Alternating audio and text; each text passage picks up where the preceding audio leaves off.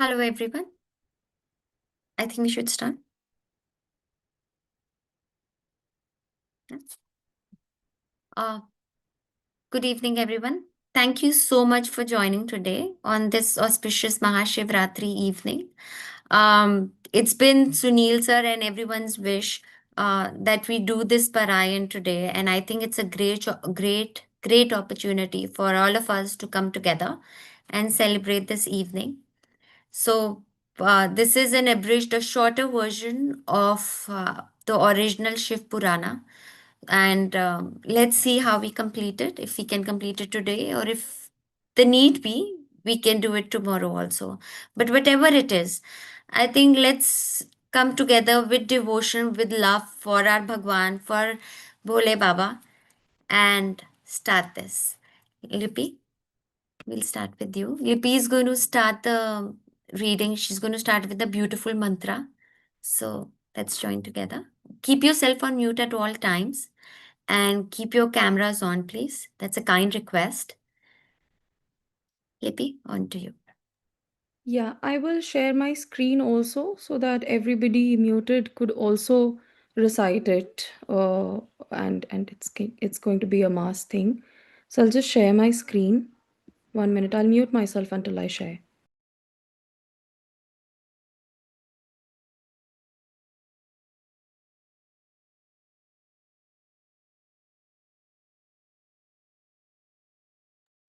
Is everybody able to see?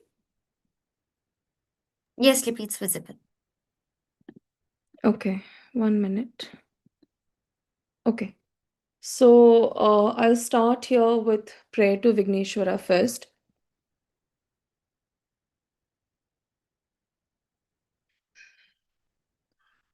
वक्रतुण्ड महाकाय सूर्यकोटि समप्रभा अविघ्नं कुरु मे देव सर्वकार्येषु सर्वदा. And then we'll move on to prayer to Lord Shiva, the first one. If possible, everybody can sing with me, please, but while you're muted, so that it doesn't create a chaos. Yeah, thank you very much.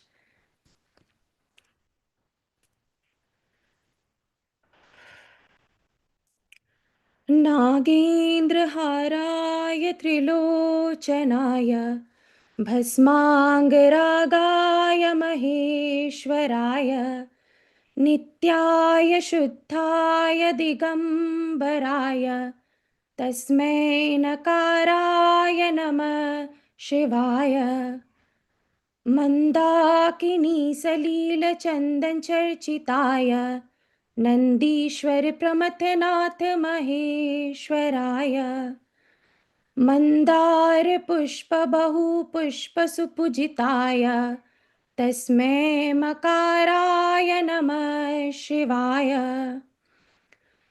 शिवाय गौरी वदनाब्जवृन्दा सूर्याय दक्षाध्वरनाशकाय श्रीनीलकण्ठाय वृषध्वजाय तस्मै शिकाराय नमः शिवाय वसिष्ठकुम्भोद्भव गौतमादि मुनीन्द्रदेवार्चितशेखराय चन्द्रार्कवैष्णवलोचनाय तस्मै वकाराय नमः शिवाय यक्षास्वरूपाय जटाधराय पिनाकहस्ताय सनातनाय दिव्याय देवाय दिगम्बराय तस्मै यकाराय नमः शिवाय. हर हर Mahadev. The prayer to Lord Vishnu, I'll just read it out. It is a partial prayer, but since it's there. शुक्लां वरधरं विष्णुं शशिवर्णं चतुर्भुजं प्रसन्नवदनं ध्यायेत् सर्वविघ्न उपासन्तये. Over to you, Arpita. Thank you, Lipi, for that beautiful prayer. Okay. Let's go to chapter 1. And if you want to open it on your screen, everyone can do that also. So part 1, Himalayas. There, over there, are the heaven-cresting towers of the mighty, majestic Himalayas. Their very sight brings the blissful transformation in the minds of even the sinful fallen men and women. From the heights of those Himalayas peaks flows the holy river Gomti, with a gentle caressing pace along the hills and dales. The rays of the early morning sun are being sparkling reflected by those clear and white waters. The trees and plants all around, shining with their fruity, flowery fertility, seem to bend their heads in the deep reverence of the sun god. Indeed, all forms of living creatures appear to be praying at the dawn of a fresh day to the Supreme, manifest presence of the unmanifest, absolute, that is the sun, the picture of pure effulgence, the fire of the pure virtue, the witness of all worldly activity, the dispeller of darkness. In these words, composed by first poet Valmiki. Nisimsa forest. Now finishing the ablution in the sacred Gomti river and offering their daily prayers and oblations, the sages and seers are returning to the hermitage in order to perform the sacrificial rites. All over the hallowed ground, the ear-delighting echoes of the chanting of the Vedic hymn are being felt inspiringly. The fumes emanating from the sacrificial fireplace are rising up into the skies and are purifying the entire atmosphere in the surrounding. Sage Sutta, the disciple of sage Vyasa, Sutta, is presently coming down from the heavenly region to witness the holy sacrifice being collectively performed by the sage.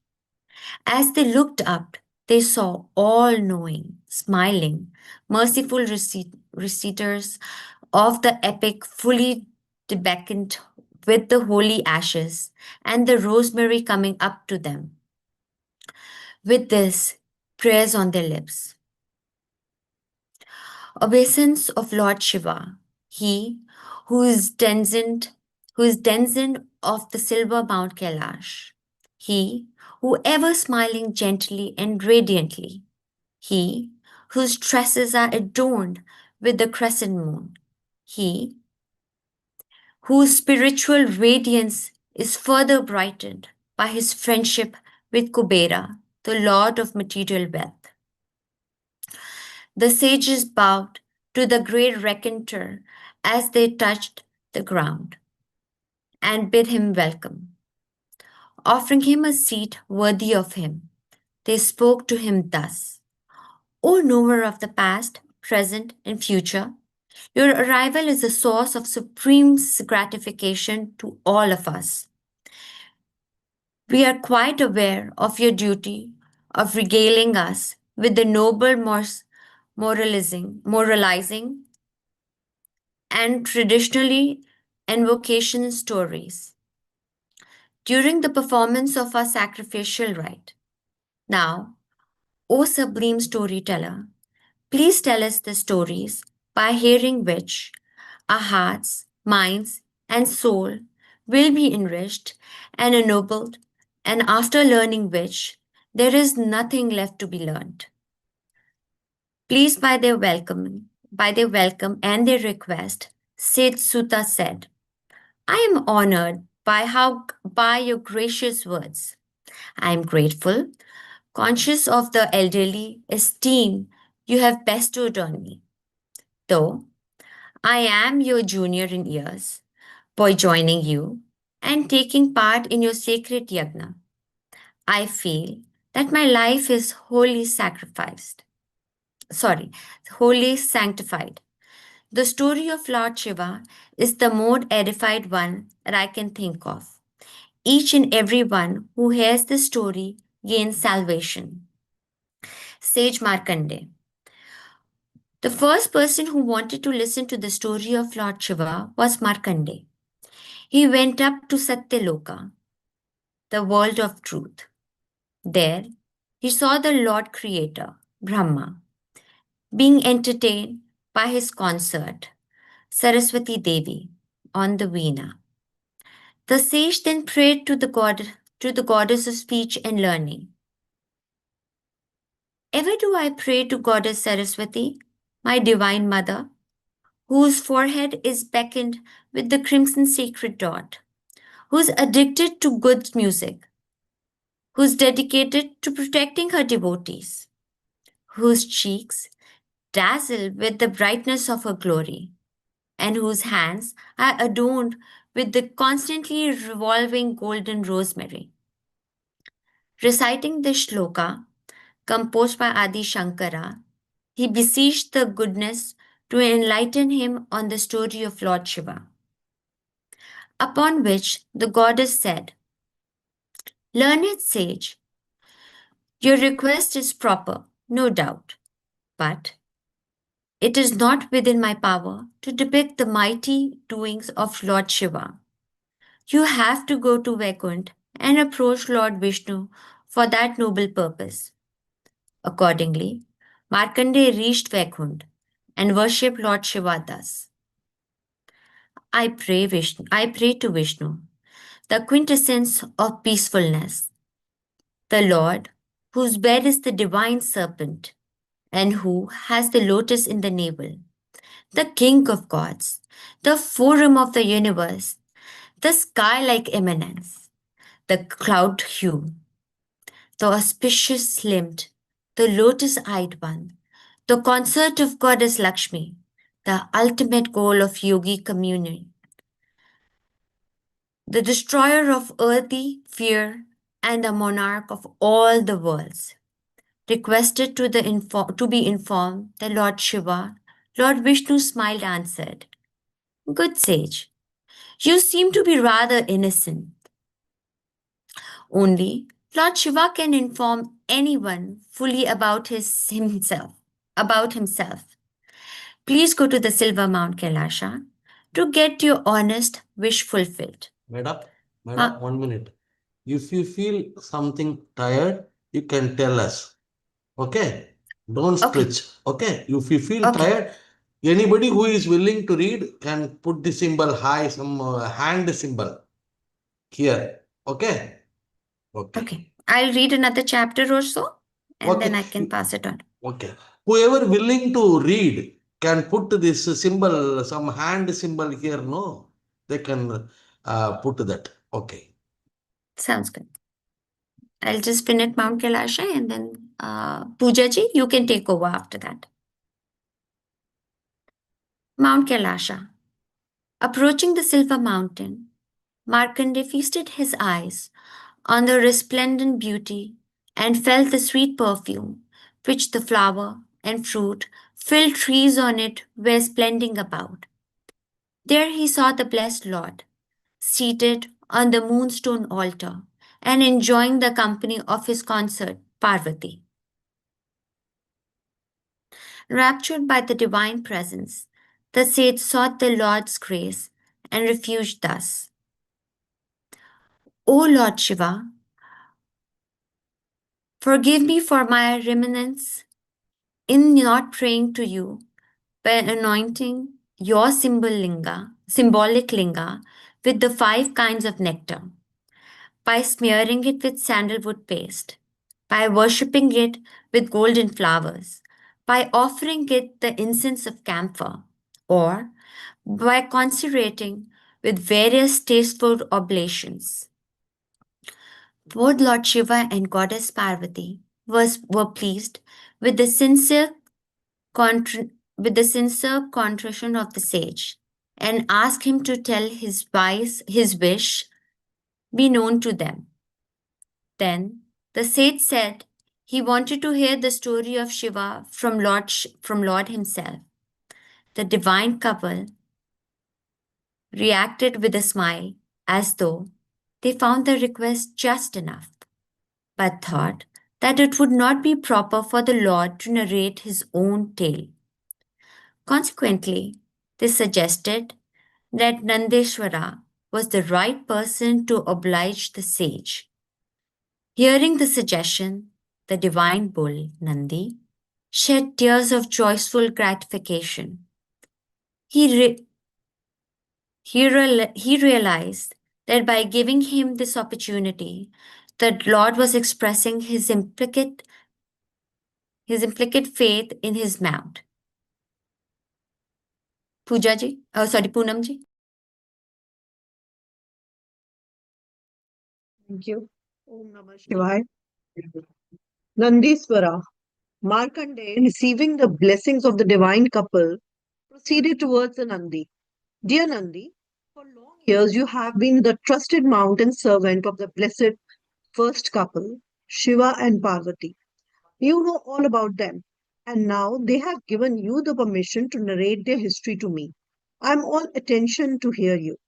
So saying, Markandeya was mentally recollecting the story of that sacred bull.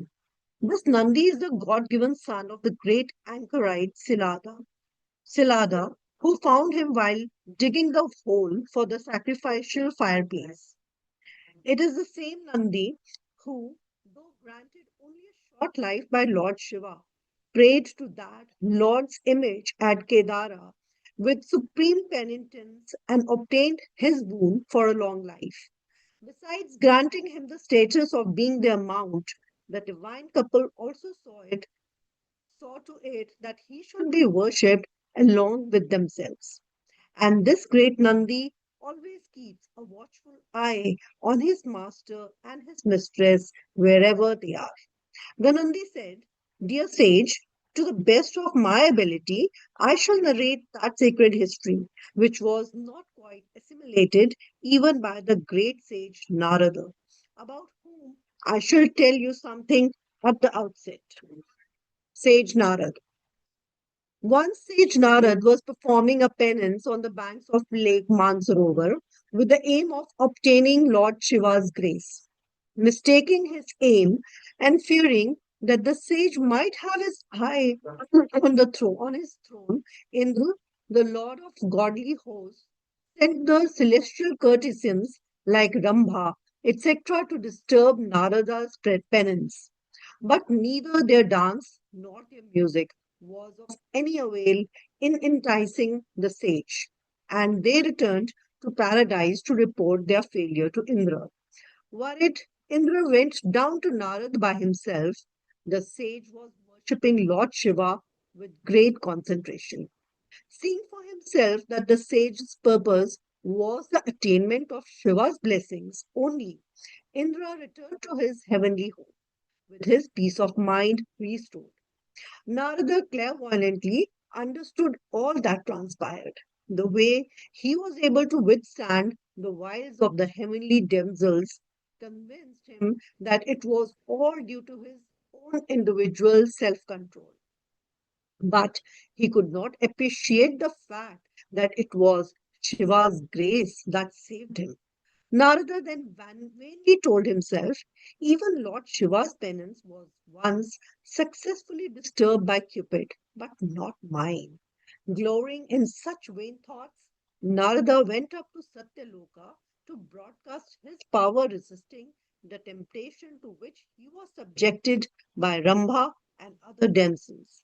The sage's parents, Brahma and Saraswati, were aware of his folly when he boasted to them about his self restraint.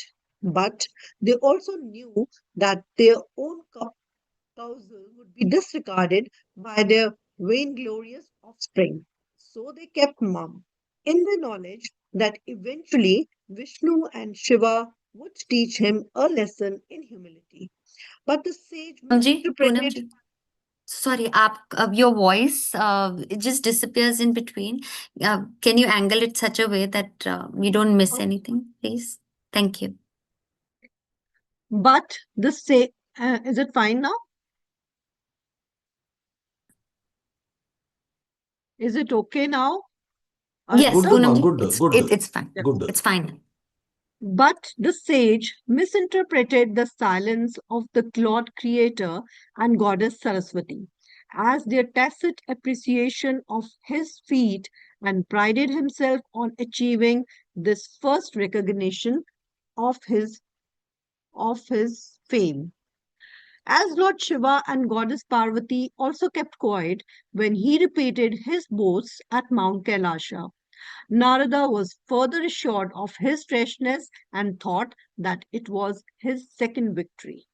Mentally worshipping Lord Vishnu, Narada informed the latter that his penance was gloriously rewarded in that he could easily withstand the amorous advances of the celestial courtesans. He went on to proclaim that no longer the Maya of Vishnu and Shiva would have any effect on him. Then Lord Vishnu reprimanded him. Narada, know Maya to be nothing but the source of all creation, the power of nature. It is dependent on myself and Lord Shiva for its efficacy. Beware of its uncanny ability to open the eyes of the vain people. You are in the habit of roaming about the three worlds, heaven, earth, and the space in between. You will soon understand for yourself how the power of Maya works its ways inscrutably. Goddess Lakshmi smiled understandingly. However, Narada could not grasp the force of Vishnu's words. He thought that the Lord was merely speaking in jest. Accordingly, still feeling self important, he first went down to pay a visit to the earth, Kalyana Durga, the capital of the mighty kingdom of King Silanidhi presented a splendid sight with its sky-kissing palaces and temples made of alabaster and marble. Nature was at its best and brightest. Men and women there were the most beautiful of the human species and were looking like angels and archangels of the celestial realms. It is difficult to describe in mere words the splendor of the city of Kalyanadurga, which attracts even the hermits who renounce the world. Everywhere the thresholds are bedecked with multicolored festoons. All the streets are sprinkled with perfumed waters. Sage Narada could not make out the reason for this special decoration of an already lovely city. King Silanidhi, seeing Narada, went forward to greet him and received him with due honors. Seating the sage on a gem-studded throne, the king sent for his daughter Srimati. On entering the court, the princess bowed to the feet of the sage and was introduced to him by her father with these words. This is my daughter Srimati. She has now come of age. Tomorrow I am arranging a Swamvara, wherein the suitors are assembled in the court, from among whom the girl chooses the one she likes best for her life mate, for her. You are a great seer who knows past, present, and future. Kindly read her palm and tell me what destiny has in store for her. I also request you to attend the Swamvara function tomorrow and see to it that the wedding is celebrated in proper great style. Narada's mind was unaccountably perturbed. He appeared to be unable to withstand the onslaught of Cupid's arrows, which were imperceptibly emanating from the wonderful good looks of Srimati. He decided upon marrying her, telling the king that his daughter was the equal of goddess Lakshmi and would get a husband equal to Vishnu. He went back to Vaikuntha and prayed Lord Vishnu thus. I bow to you, Lord Vishnu, who are indeed the householder of the three worlds, but contended with the two consorts, the golden-hued goddess Lakshmi and the Durva leaf-colored dusky Bhudevi. Although Lord Vishnu realized the real purpose of Narada's visit, he greeted the sage formally as though he knew nothing about the state of mind. Since there was no time to lose, the sage came directly to the prince and requested the Lord to grant him his form for the duration of the Swamvara. Vishnu acceded to his request, and Narada returned to Kalyanadurga and took his seat in the royal court, thinking that he was in the guise of Lord Vishnu. Srimati entered the court. Her maids handed the garland to her. The king addressed the gathering. Esteemed kings, my daughter is going to choose her husband by garlanding one of you. Kindly conduct yourselves with decorum and dignity and make this function a great success. With due grace and bashfulness, Srimati began slowly walking around the assembly of princesses, unoffensively observing their mien. Accompanied by her maids, Srimati came near Narada. Finding him repulsive, she proceeded on her quest. Narada could not understand the reason behind her indifference. Actually, Lord Vishnu was also in the assembly in the form of a prince. Srimati was a great devotee bent upon making Lord Vishnu her sole life mate. By virtue of her true devotion, as she could detect the Lord Vishnu who was disguised as a prince. Without wasting another moment, she instantly garlanded Lord Vishnu, who was in the prince's guise. Silanidhi was delighted with her choice and felt that his life was at last sanctified perfectly. Lord Vishnu, for his part, took away Srimati along with him and disappeared from the court. While the courtiers applauded the choice of the princess, the disappointed princess left the assembly hall with their heads bent in shame. Narada was crestfallen. He began to cogitate. Who was that stranger? Could it be Vishnu himself? If so, how could he make his own boon ineffective?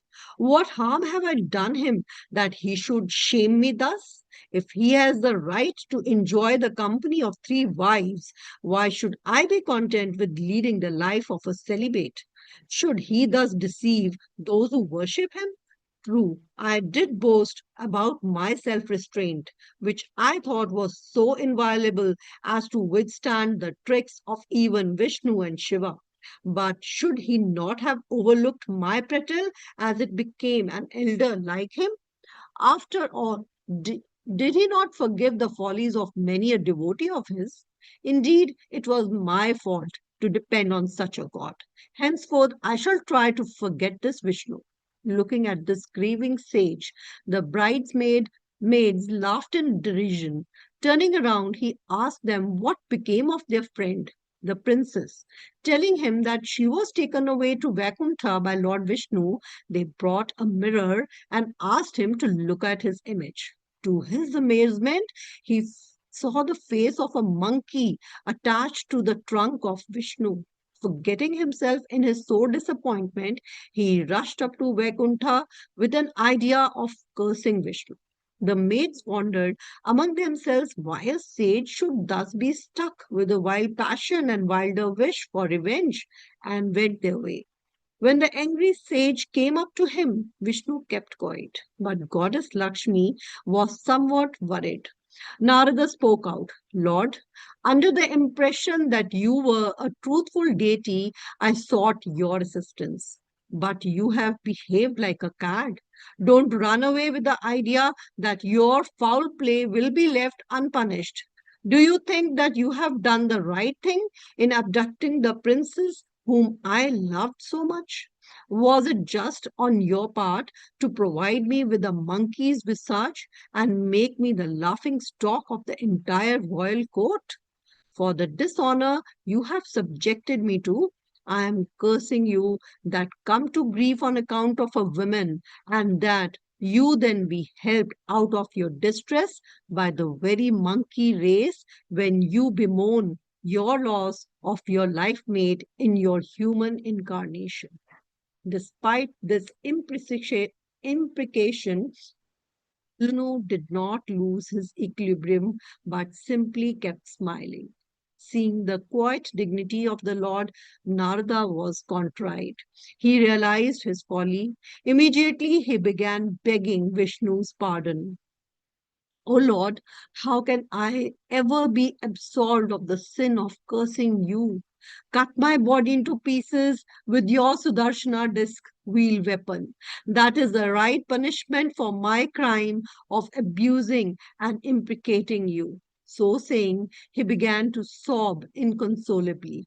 Then the blessed Lord consoled him. My dear Narad, forget the past. All that happened was the will of God Almighty, whose actions are indeed inscrutable. Now you can save yourself by seeking Lord Shiva's refuge, who is the Lord of all creation. Although as Rudra, he destroys the wicked. He is that is responsible for recreation of the universe at the time of Pralay, final cataclysm, in his form of Sadashiva, the eternal Lord of compassion, mercy, and grace. Even the Lord Creator Brahma and his consort, and myself and Goddess Lakshmi, ever pray to him. I need not to tell you that I too, along with Brahma and Indra, sometimes court trouble, deluded by the mysterious Maya of Lord Shiva. None can trespass his dictates. Oh, be careful and attentive.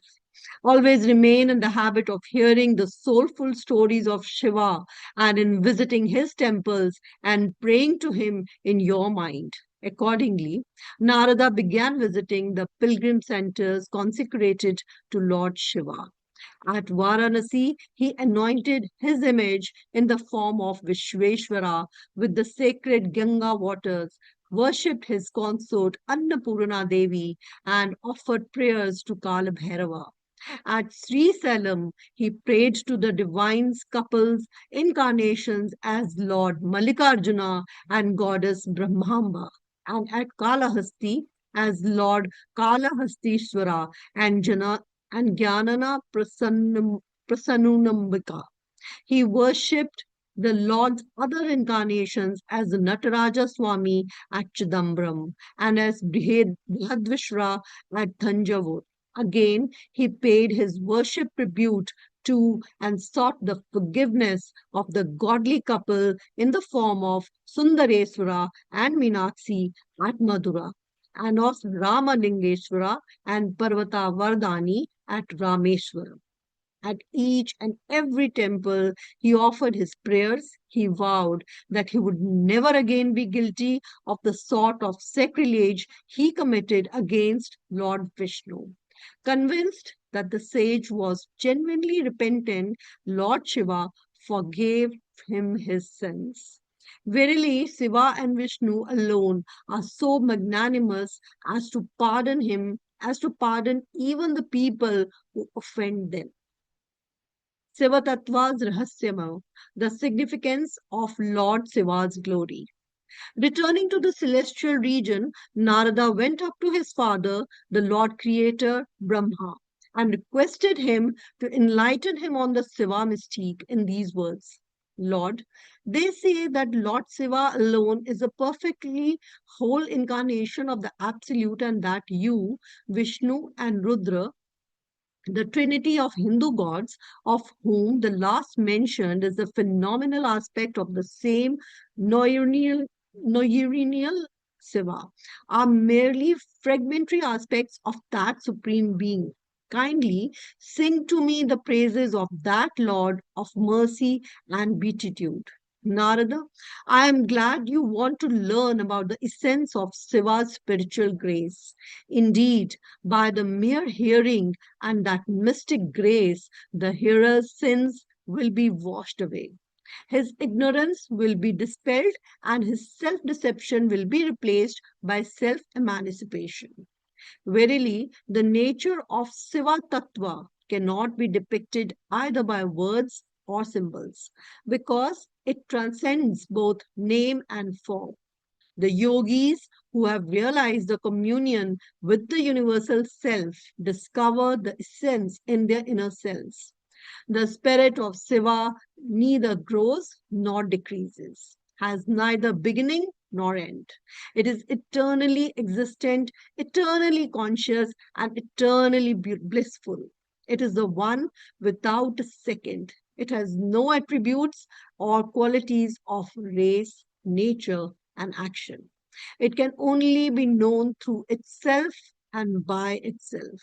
Then Brahma proceeded to narrate how this attributeless absolute has begun to assume a form and how it acquired attributes through its manifestation and yet in itself remained without attributes and qualities. Goaded by the creative principle of its own Maya, it began to conceive the idea of creation in accordance with the nature of the creational field, which is divided into three essential characteristics: Sattva, the noble; Rajas, the passionate; and Tamas, the dull. At first, it assumed the form of the cosmic person who has all the characteristics of manifest perfection. The transcendent pure consciousness has now become the immanent creative force. It has created out of itself the creative power of Sakti, which follows it like its own shadow forever. It is also known as Prakriti, inherent nature, and Maya, changing reality, as opposed to the changeless ultimate reality. Know this Sakti or Prakriti as the mother of all intellect. Indeed, this Sakti is not only the source of all creation, but is the mother of Trinity, Brahma, Vishnu, and Maheshwara, or the personalized form of Shiva.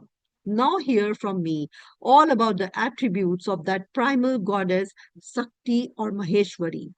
Her hands are adorned with conch shell, disc, mace, bow, and arrow. All those 8 hands of hers assume a gesture which ensures absolute protection to the devotee and exude a scintillatingly lovable effulgence. Her 2 eyes, which are as delightful as a full-bloomed lotus, shine like twin stars. Her whole golden being is bedecked with the 9 kinds of precious stones and sparkles as brightly as 1,000 suns. As that single prime source of creation evolved into a myriad creatures, even while she remained single in her own entity. Her Lord Shiva, with the crescent moon in his matted looks, with his 3 eyes, 5 faces, and 10 hands, with the river Ganga embedded in his braid, and with the trident in his hand, glistened with his supreme hue, as pure white as camphor. This divine pair, Shiva and a Shakti, are ever united and thus have been living together. Their dwelling place is called Shivanagara because it is the abode of the Shiva couple.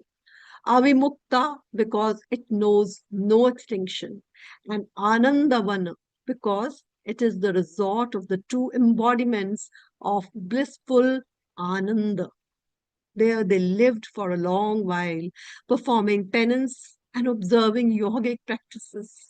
At one point during their conjugal blessedness, they thought of creating a mighty, magnificent, and scholarly son who would take care of the process of creation and would enable them thereby to be ever immersed in their yogic communion. Such an ayah of theirs would look after the cycle of creation, preservation, and extinction and would relieve them of their mundane preoccupations.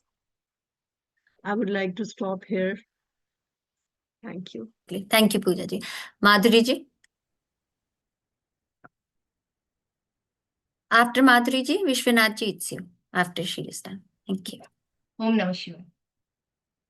A birth of Vishnu.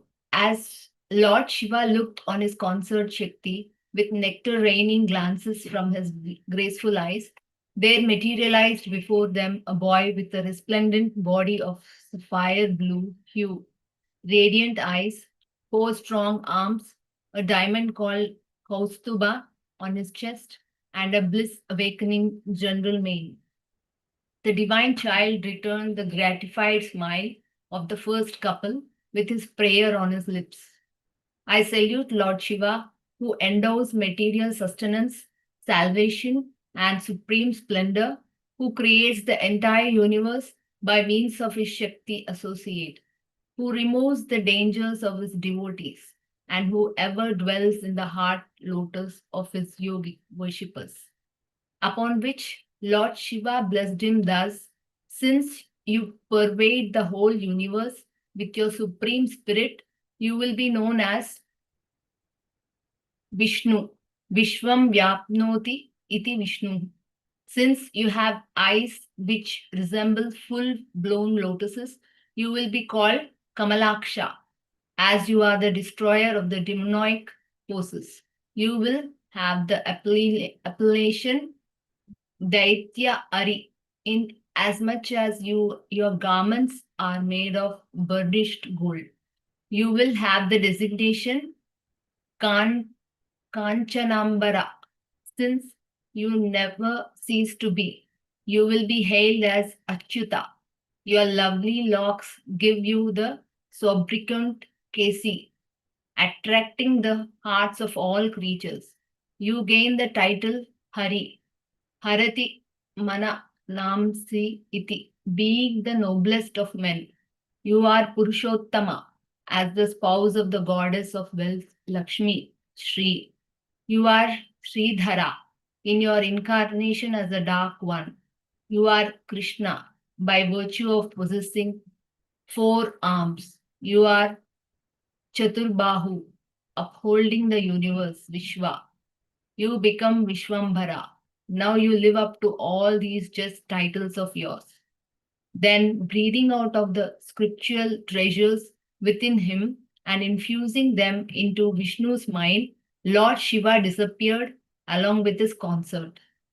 Having expressed his gratitude to Lord Shiva, Vishnu performed a penance dedicated to the former. For long years, exhausted with his hard austerities, Vishnu found streams of water pouring down from his body. In those waters, he rested himself on a banyan leaf called Brahma for several ages, thereby came to be known as Narayana. Nara apahayami stanam yasya sa he who abode in water. At the behest of Lord Shiva, a lotus sprouted up from Vishnu's navel. The stalks of that lotus knew neither beginning nor end. At that point, an aerial voice was heard. In the yogic trance of yours will dawn the light of knowledge. As Vishnu grasped the import of those words, from that primordial ethereal sound evolved the 4 Vedas and the 24 Tattvas. From Prakriti arose Mahat, from Mahat the Ahankara, the ego sense, which evoked the 5 Tanmatras, the unmanifest of 5 elements, which is in turn gave birth to their explicit 5 elements: earth, water, light, air, and space. From the elements came the 5 cognitive sense organs and the 3 modes, sattva, rajas, and tamas. Looking on this process of evolution, Vishnu was wonderstruck. Even while he was thus wondering inwardly, from the sweet-smelling lotus navel of his arouse, the 5-faced Brahma, whose essential nature was that of tamas, the mode of ignorance that is at the root of mundane creation, and whose body was of the color of a red lily. Then the newly created Brahma began to think, who are my parents? Where is my birthplace? Why don't see anyone whom I can call my flesh and blood? Finding no answer to his queries, Brahma remained disconsolate.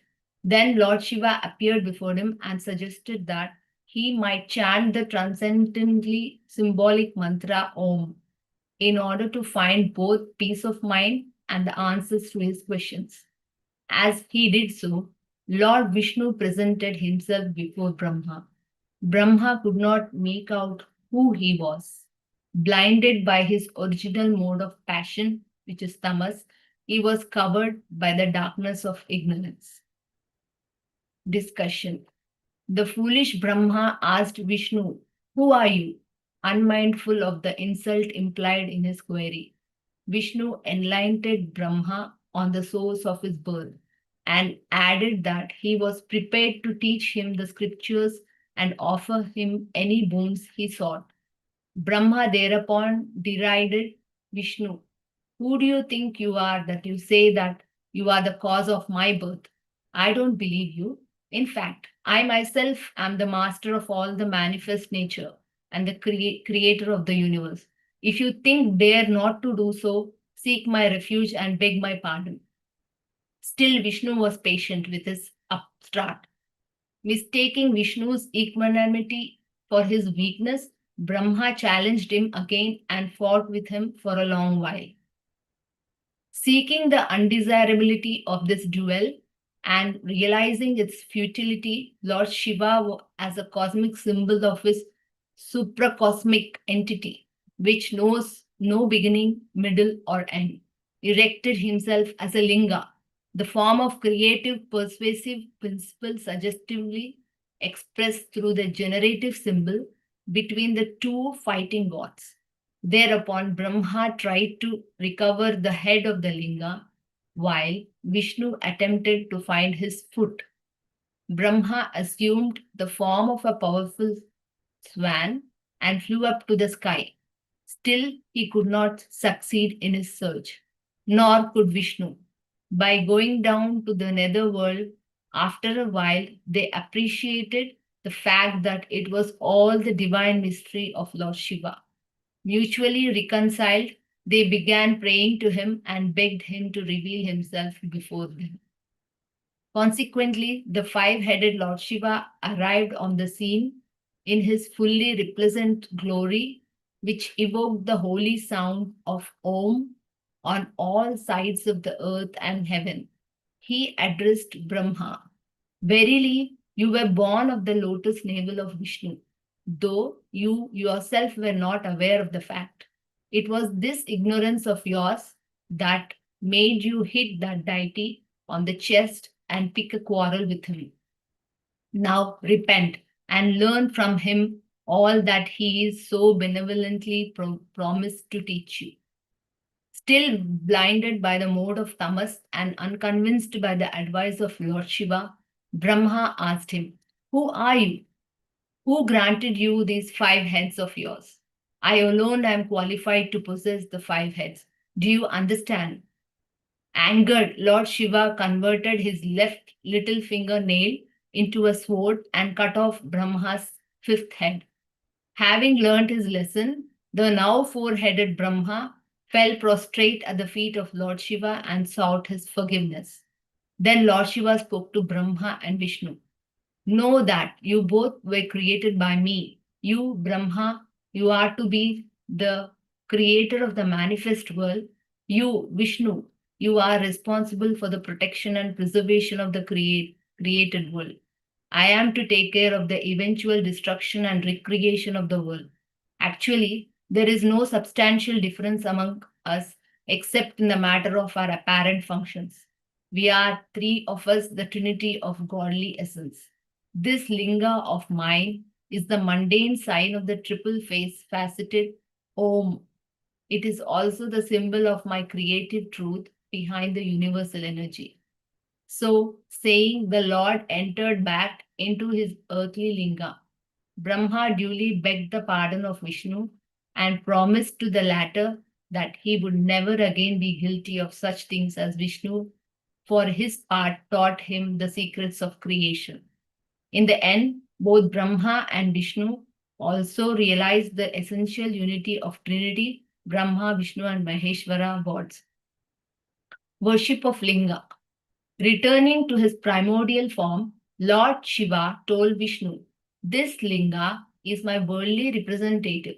Your desires will be fulfilled and your troubles will cease. Similarly, impress on your devotees the need to worship the linga, in order that they too might be benefited like you." Brahma and Vishnu expressed their gratitude to Shiva and requested the great god to come to their rescue when they are confronted with any difficulty.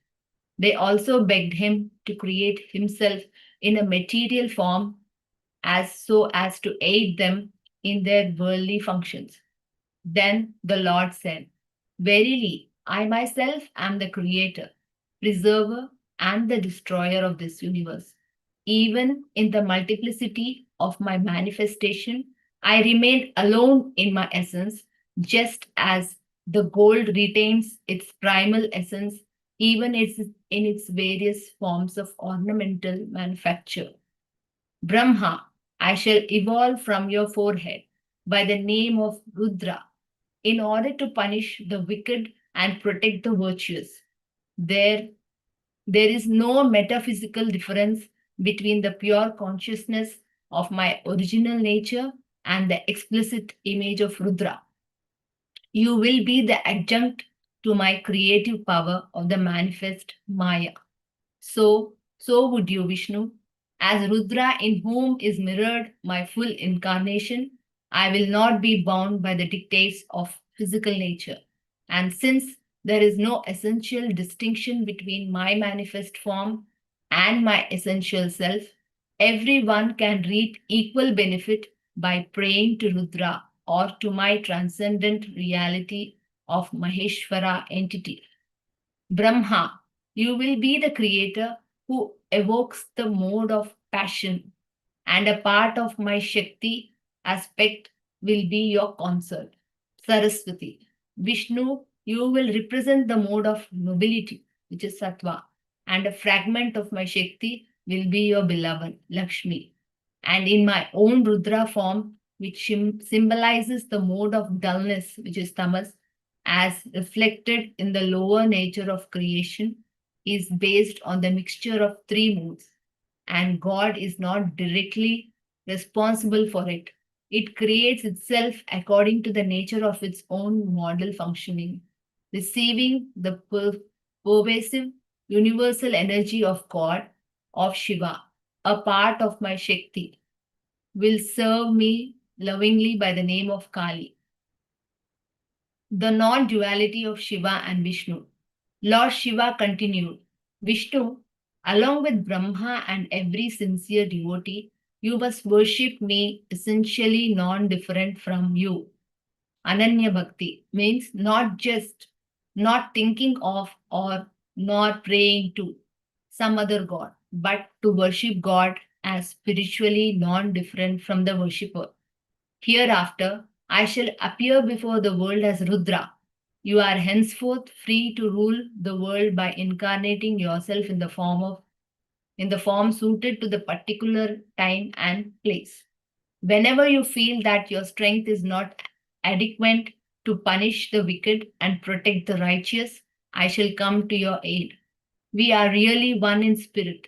If ever anyone tries to separate us or treats one of us as being superior or antagonist to the other, he or she will be consigned to eternal damnation.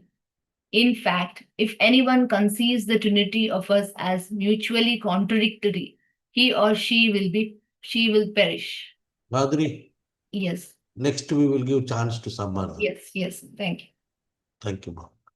Anybody? Vishwanath ji. Ah, After Vishwanath ji, Manuji, it's your turn. okay.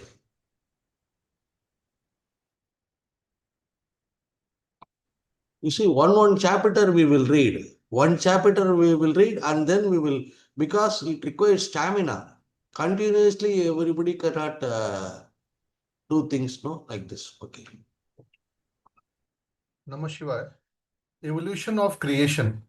Then when Lord Shiva was prayed to by Brahma to bring about the manifestation of his creative power, an egg-like object sprung up and floated over the cosmic waters.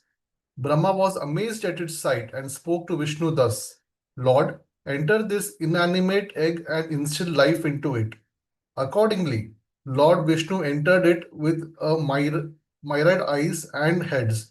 The Sahasra literally thousand in the Purusha Suktam actually means countless.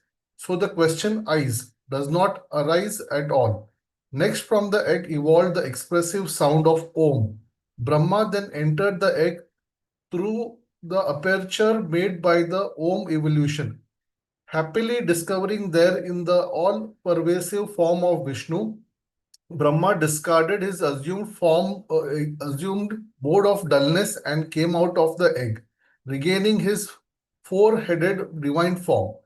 From the forehead of this Lord of creation, Brahma, first came out first came the manifest aspect of Om. Then followed the three worlds, earth, space, and heaven, Bhu, Bhuha, Suha, the Lord of light, the sun god, and from the sun the worlds of penance, Tapaha, and truth, Satyam. From out of his four faces he created the four Vedas. Following the Rig Veda, he began initiating the program of creation. The hot rays of the sun caused the waters to evaporate. Brahma divided into two the egg that came out of the waters. The upper half of the egg became the sky, and the lower one the earth. Immensely delighted at the sight, Brahma started creating the plant and animal life along with the Homo sapiens and the great sages like Sanaka and Sanandana. The sages, however, did not cooperate with their parent but went to their hermitages to perform penance. The birth of Rudra. Brahma was much dejected. Even when he prayed to Lord Shiva, he was not granted that God's grace. He began shedding tears of desolation. The teardrops that fell on the ground turned into supreme spouts of poison. As the impassioned Brahma's eyebrows began to agitate with an uncanny splendor, Rudra appeared on the scene of creation. Rudra created his own retinue, known as Rudra Gana, and promised to help Brahma. Then the Trinity divided among themselves the abodes of heaven, the world of truth, Satya for Brahma, that of Vaikuntha for Vishnu, and that of Silver Mount for Rudra. To fulfill their respective duties, each god went back to his apportioned world. Creation of the demigods and others. Brahma renewed his creational process. From his eyes, he created Marichi, from his heart, Brigu, from his ears, Atri, from his head, Angirasha, from his arms, Kardama, from his vital breath, Daksha, from his Samana air, Vashishta, from his Sankalpa volition, the sages Dharma, Udana, Pulyastha, from his mind Ruchi, and from his thighs Andhama. All these personages were aiding the creator in his work. From his essence, Brahma brought forth the first emperor, Swayambhuva Manu, and the maidens Padmagandhi and Satarupa. Daksha begot 64 daughters by Prasuti. Of them, 10 were given in marriage to sage Kashyapa. Among them, the one named Diti gave birth to the demon race. Aditi was delivered of the godly race. Vinata was the mother of the divine bird Garuda. And Kadruva had variegated progeny. The god of the divine hosts was named Indra. God gave Indra the right to rule the kingdom of paradise, which included the power to accept oblations from the sages and others. The others of the godly race were made the denizens of paradise. Since the demonic race was evil-minded, its members were denied the right to accept any worship and they were made to live in jungles and caves. Padmagandhi and Satarupi were married to Swayambhuva Manu. Their offsprings were the three boys Priyavrata, Agni, and Uttanapada, and the three girls Rakuti, Devahuti, and Prasuti. Ruchi married Rakuti, Kardama, Devahuti, and Daksha. Prasuti. Of the other 54 girls of Daksha and Prasuti, 13 married Dharma and 11 were wedded to Brigu. One of them, Sati, became the wife of Shiva. The other girls were married to Marichi, Angirasa, Pulyasta, Atri, Vashishta, and the other sages. I would like to hand over to another person now. Thank you. Thank you. Manuji, it's your turn. And after that, Sulochana ji, you take over once she's done. Thank you.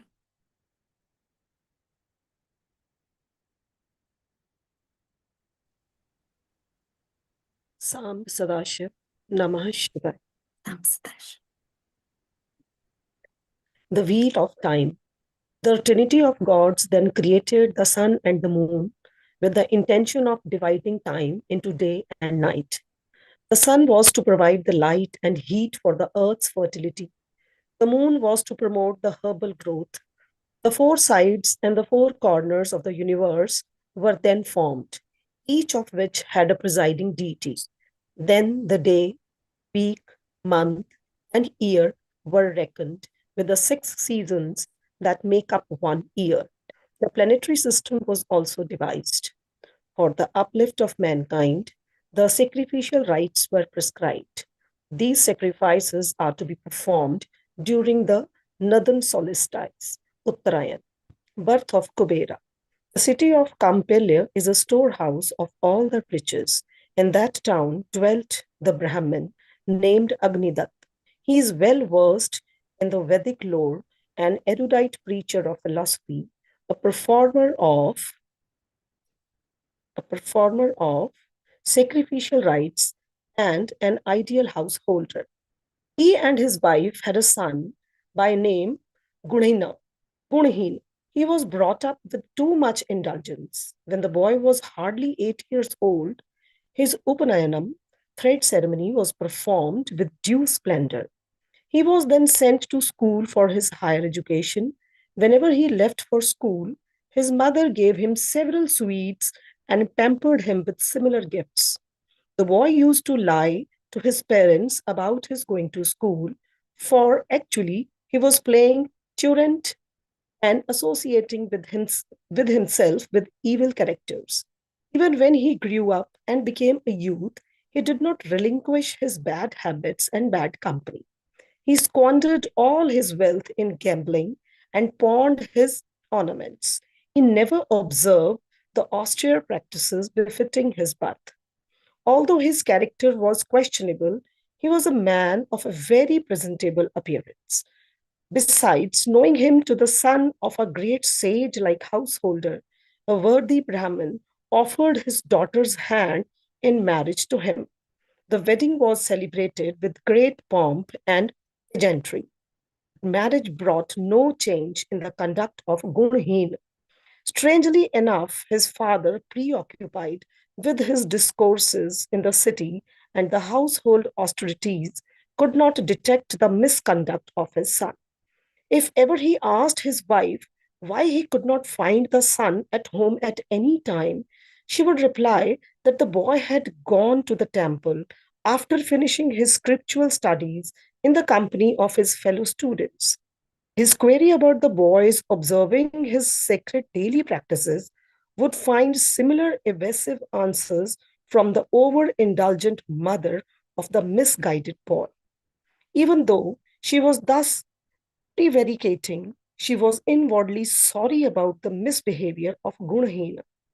One day, while serving him his food, the mother spoke to Gunhina thus: "Dear boy, till now I have kept from your father the news of your evil ways. If he comes to know about your conduct, he will severely punish both of us. Don't you know that learning makes a man famous as well as rich? Haven't you heard the great sayings which maintained that even all the riches of the world are useless if one does not have education? That he who has no education is verily a beast? That the only constant ornament is the good speech that comes of education, and that education is the unending latent wealth? Your forefathers had all been great scholars who performed mighty sacrificial rites. Your father himself is a noble example to all Brahmin householders. Aren't you ashamed of yourself to be such a good for nothing? Being the heir to such glorious ancestors, you are already past 18 years of age. Your wife, Aklamasha, is 16. All your in-laws are well placed in life. I am devoted to my husband and my family. Taking into consideration all these facts, must you not behave yourself? But since Gunhina was too far gone in his wild habits, like gambling and drinking, hunting and stealing, this motherly supplication fell on deaf ears. Slowly he had been gambling away his possessions and pawning the household goods one by one. One day, he stole his father's golden ring and lost it in a bet. Agnidatta was astounded to find it on the finger of a gambler. He wanted the man to tell him how he got it and threatened to report the matter to the king if the gambler failed to reveal the truth. Then the gambler confessed that he got it from Gunhina by way of gambling debt, apart from several other valuables on former occasions. Agnidatta was crestfallen, bemoaning the blot on the family succession because of the misconduct of his son. He returned home, attending to the duties of a host and a pious householder, and completing his meal in the company of saintly guests. He spoke to his wife in solitude. By pampering our son too much, you spoiled him. You have always been lying to me about his way of life. I'll have nothing to do with you. Go your way. The lady could only respond in miserable silence. At last, Gunhina, unable to change his ways, left his home and went away somewhere. The parents were restless in their anxiety and misery. Gunheen was roaming about in wild forests. He had nothing to eat, nor even fresh water to drink. He began to fear that his end was fast approaching. Too weak to move further, he squatted on the ground. Then his wandering eyes happened to espy a lake in the vicinity. He jumped with joy and crawled up to the lake to drink the water to his heart's content. Resting himself under a tree, he began to ponder over the past events that brought him to this state. Then he had a delirium in which he saw his mother crying over his lot.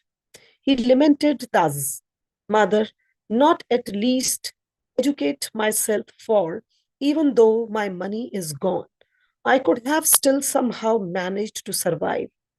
If only I had the education which no thief can steal and which hidden wealth.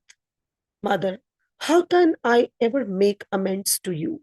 So saying, he tried to fall at her feet to beseech her forgiveness, but feeling no tangible entity before him, he realized it was all dream. Seeing how helpless he was, he began to wail loudly. After a while, he saw a group of devotees going to the shrine of Someshwara, singing the hymns in praise of Lord Shiva. Approaching them, he said, Great souls, I am a miserable wretch who paid no heed to the good counsels of my parents. Now I am repentant and penitent. If you will kindly allow me to follow you, I shall be eternally grateful to you. Please rest here for a while, and I will join you after bathing in this tank. The kindly pilgrims acceded to his humble request. Gunhina remembered the hymns he learned before he fell into the bad company and praying to Lord Shiva, the sacred rivers, and the sun god. He completed his ablution. Seeking that he was truly contrite, the pilgrims said, Friend, tomorrow is the holy day of Mahashivratri. By fasting all day, anointing the linga at the auspicious hour of its cosmic manifestation, Lingodbhav, taking a dip in the holy river 𝐷𝐿𝐴, and accepting the sacred oblation, you will be purged of your sins. Mentally worshipping Lord Vigneshwara, the god who wards off the obstacles in the way of his devotees, Gunhina joined the pilgrims on their track to the temple of Someshwara. The next morning, the pilgrims reached the banks of the river Godavari. The mighty river appeared to be swelling with rapture at the sight of so many pilgrims on its banks. Gunhina, along with the rest of the devotees, bathed in the sacred river after reciting the shlokas in the river's praise. They similarly worshipped the sun god while having their holy bath. Finally, offering the following repentant prayer to Lord Shiva, Gunhina entered the holy shrine. O Lord Shiva, please forgive me for the misdeed of not worshipping you in my youth, when I was bitten by the serpent of the five senses, and when my vain, proud mind was thoughtlessly preoccupied with the attachment to my family and my worldly wealth. All around, the devotional spirit was evocative as the hymns, Lord Shiva, were being chanted. The bells before the sanctorium were being rung. The bilva leaves were being used to worship the lingas. The Aboriginal interals, Mahalada Surlu, were displaying the dance drama, describing the glory of the 12 illuminate lingas. The changed tribals, bedecked with peacock feathers in their headdress and ringing the bell in the hand, were singing Shaivite songs, and the huge multitude of devotees was watching with rapt attention all these exhibitions of sincere devotion to Lord Shiva. Gunhina joined the chorus of devotees, chanting repeatedly, Hail Lord Shiva. As day after day he was fasting, he grew extremely weak in body, but his spiritual strength was growing up simultaneously. The sun had set in the west. It was the time of evening prayers. The devotees were making all the needed preparations to worship the Lord. It was now getting dark. The worshippers were returning home after offering their prayers. Not one of them would design to share his sacramental oblations, prasadam, with Gunhina, who was dying of hunger, and even the priests who rendered their regular offerings to the god seemed to take no notice of him. It was now midnight. The priests were asleep inside the temple. Gunhina entered the sanctum sanctorum. The flame near the linga was about to be extinguished. Tearing a piece of his upper cloth, Gunhina made a wick of it and saw to it that the light did not go out. Driven by his hunger, he stole the pot containing the oblation. As he was running away with it, accidentally, his foot stuck against a sleeping devotee who raised an alarm. He was chased by the watchmen and killed by their arrows. The pot with the holy food seemed to be shedding tears for the dead man. It was sorry because it could not feed a hungry devotee of Lord Shiva. At the same time, it blessed him that soon he would attain to the beatific union with Lord Shiva. Accordingly, at the hour of the rise of the linga, Gunhina gained the grace of God. The retinue of Lord Shiva congratulated him on his blissful accomplishment. Arindam, by the grace of Lord Shiva, Gunhina became the king of Kalinga in his next birth and bore the name Arindam. A staunch devotee of the Lord, he was always engaged in devotional and charitable activities. Arindam was so imbued with the universality of Godhead that he made no distinction between Shiva and Vishnu. He was universally known for his magnanimity, and his kingdom was the most prosperous in the world. On the next Mahashivratri day, he was united in spirit with Lord Shiva. In his following birth, Arindam was born as the son of Brahma's mental offspring, Manasputra Polastya. He was known as Vishwavasu. In his existence, also Vishwavasu was entirely devoted to Lord Shiva.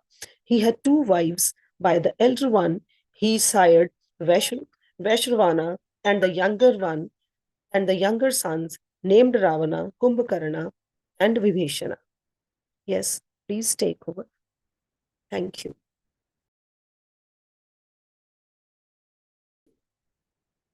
After Sulochana ji, Siddesh ji, you take over, please. Thank you. Om Namah Shivaya. City of Lanka. Vaishwana prayed Lord Shiva for a long while.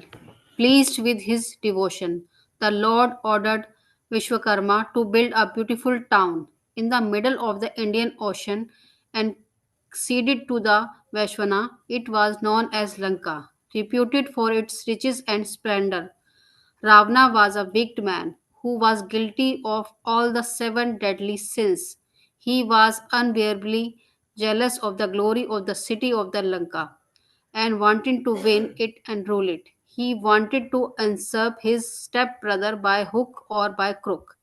Eventually, Ravana succeeded in driving away of his half brother Peswarna from Lanka. Lord Shiva would not intercede on behalf of Veshwarna because Ravana, of all his vices, was also a devotee of his. It is only because Lord Shiva is so lenient towards his devotees of all kinds that he is known as Bhola Shankar, the innocent Shankar.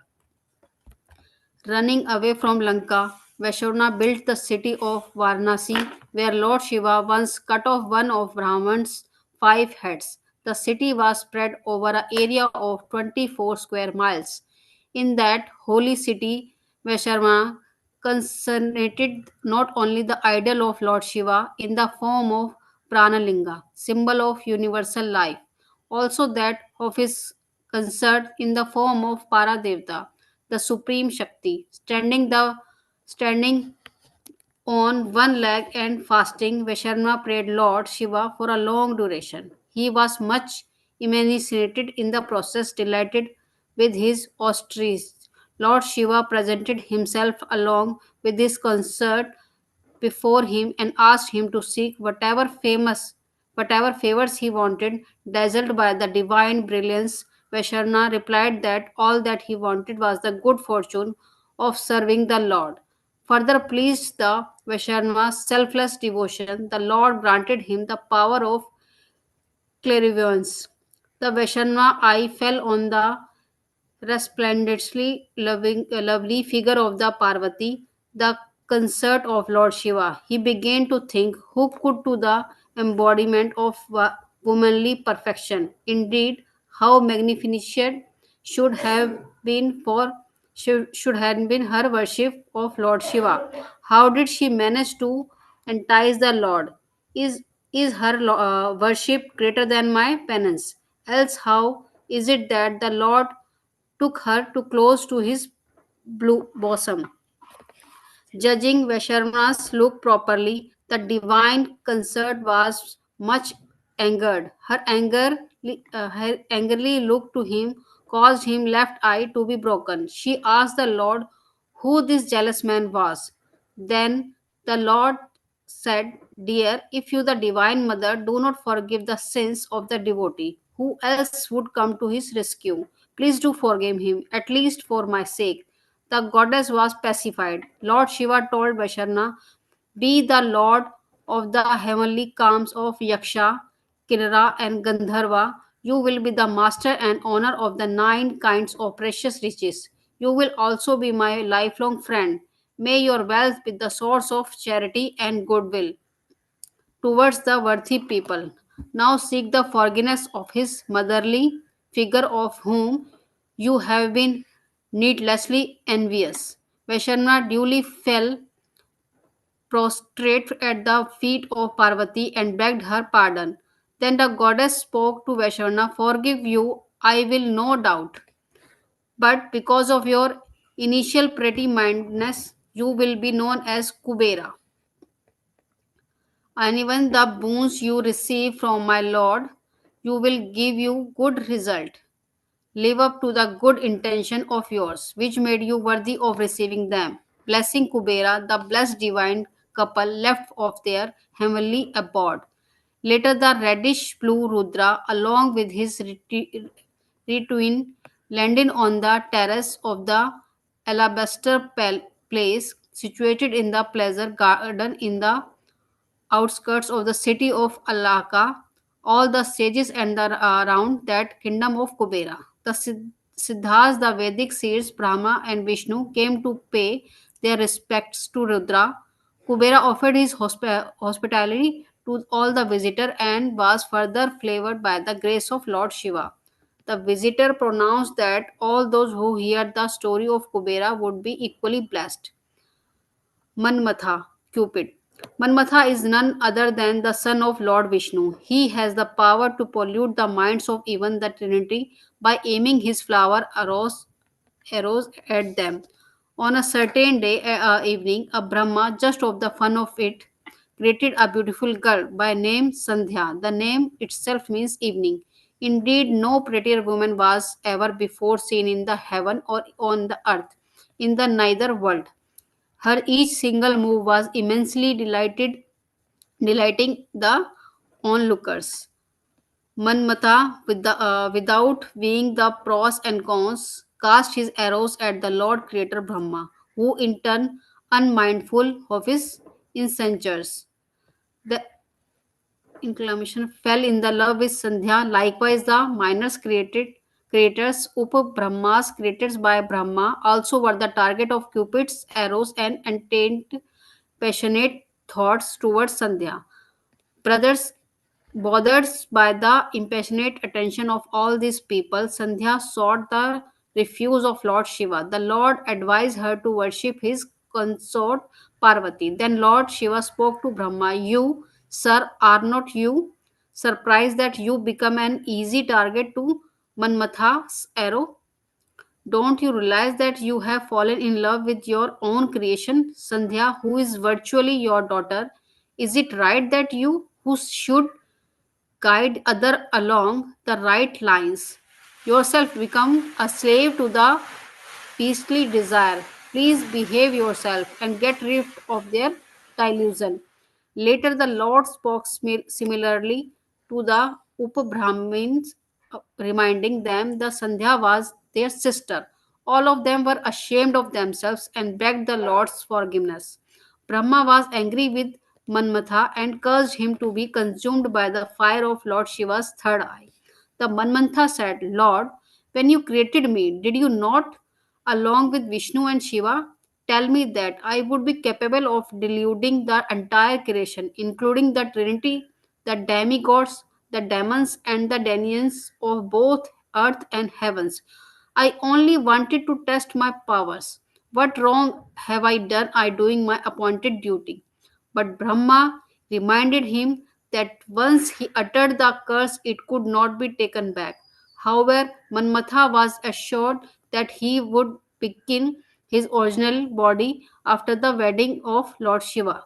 In the meantime, before he could be destroyed by the third eye of Lord Shiva, Manmatha was granted by Brahma the facility of being wedded to Rati Devi, the daughter of Daksha. Manmatha thanked Brahma and retired to his home along with his bride.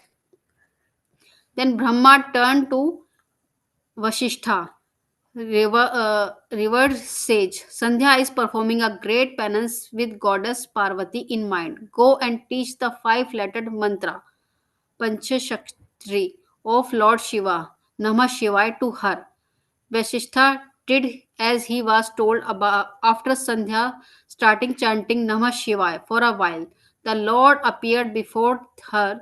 The delighted Sandhya requested him that she granted another birth in which she would be entirely devoted to her spouse.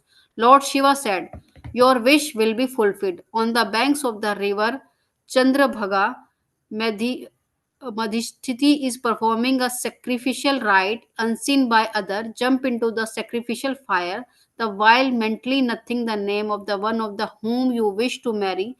That person would eventually become your husband. After Lord Shiva despaired, Sandhya fancied Vasishtha for her spouse, and thinking home jumped into the ritual fireplace Homakunda.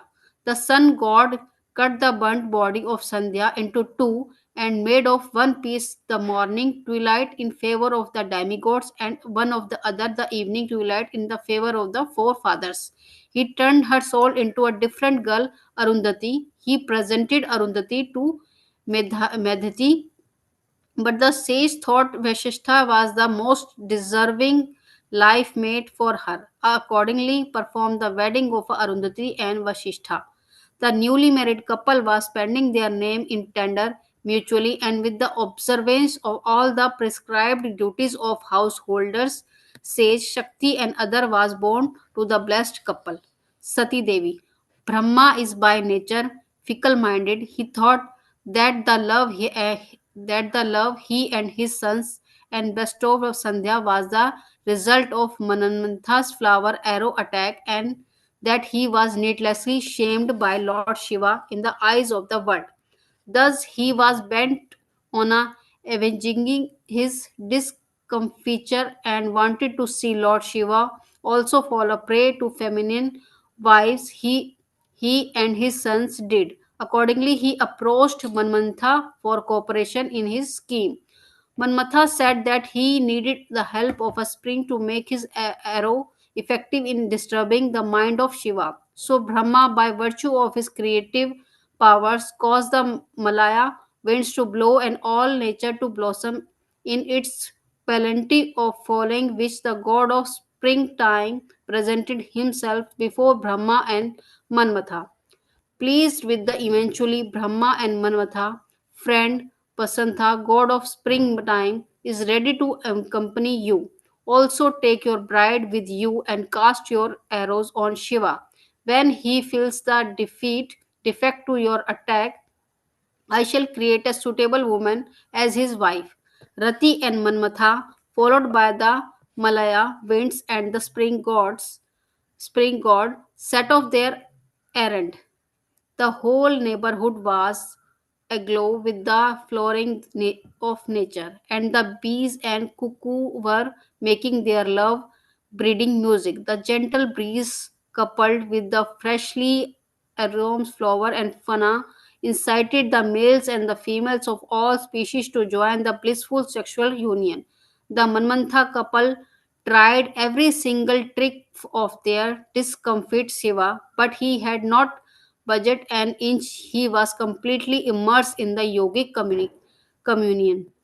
Thankful that at least they were spared the danger of getting burnt by the rage of Shiva's fiery third eye. Rati and Manmantha returned to Brahma and reported their failure. Brahma was surely disappointed. He went up to the Lord Vishnu and, narrating all that happened, sought his assistant. Thereupon Vishnu chid, chid him, "My dear fellow, have you forgotten all about the mighty power of Lord Shiva? Do you think you can put to shame the great God who is primordial almighty, the savior of the devotee, the self-indulgent and self-existent absolute? Do you deceive yourself that you and I, who owe our very existence to him, can abuse him with impunity?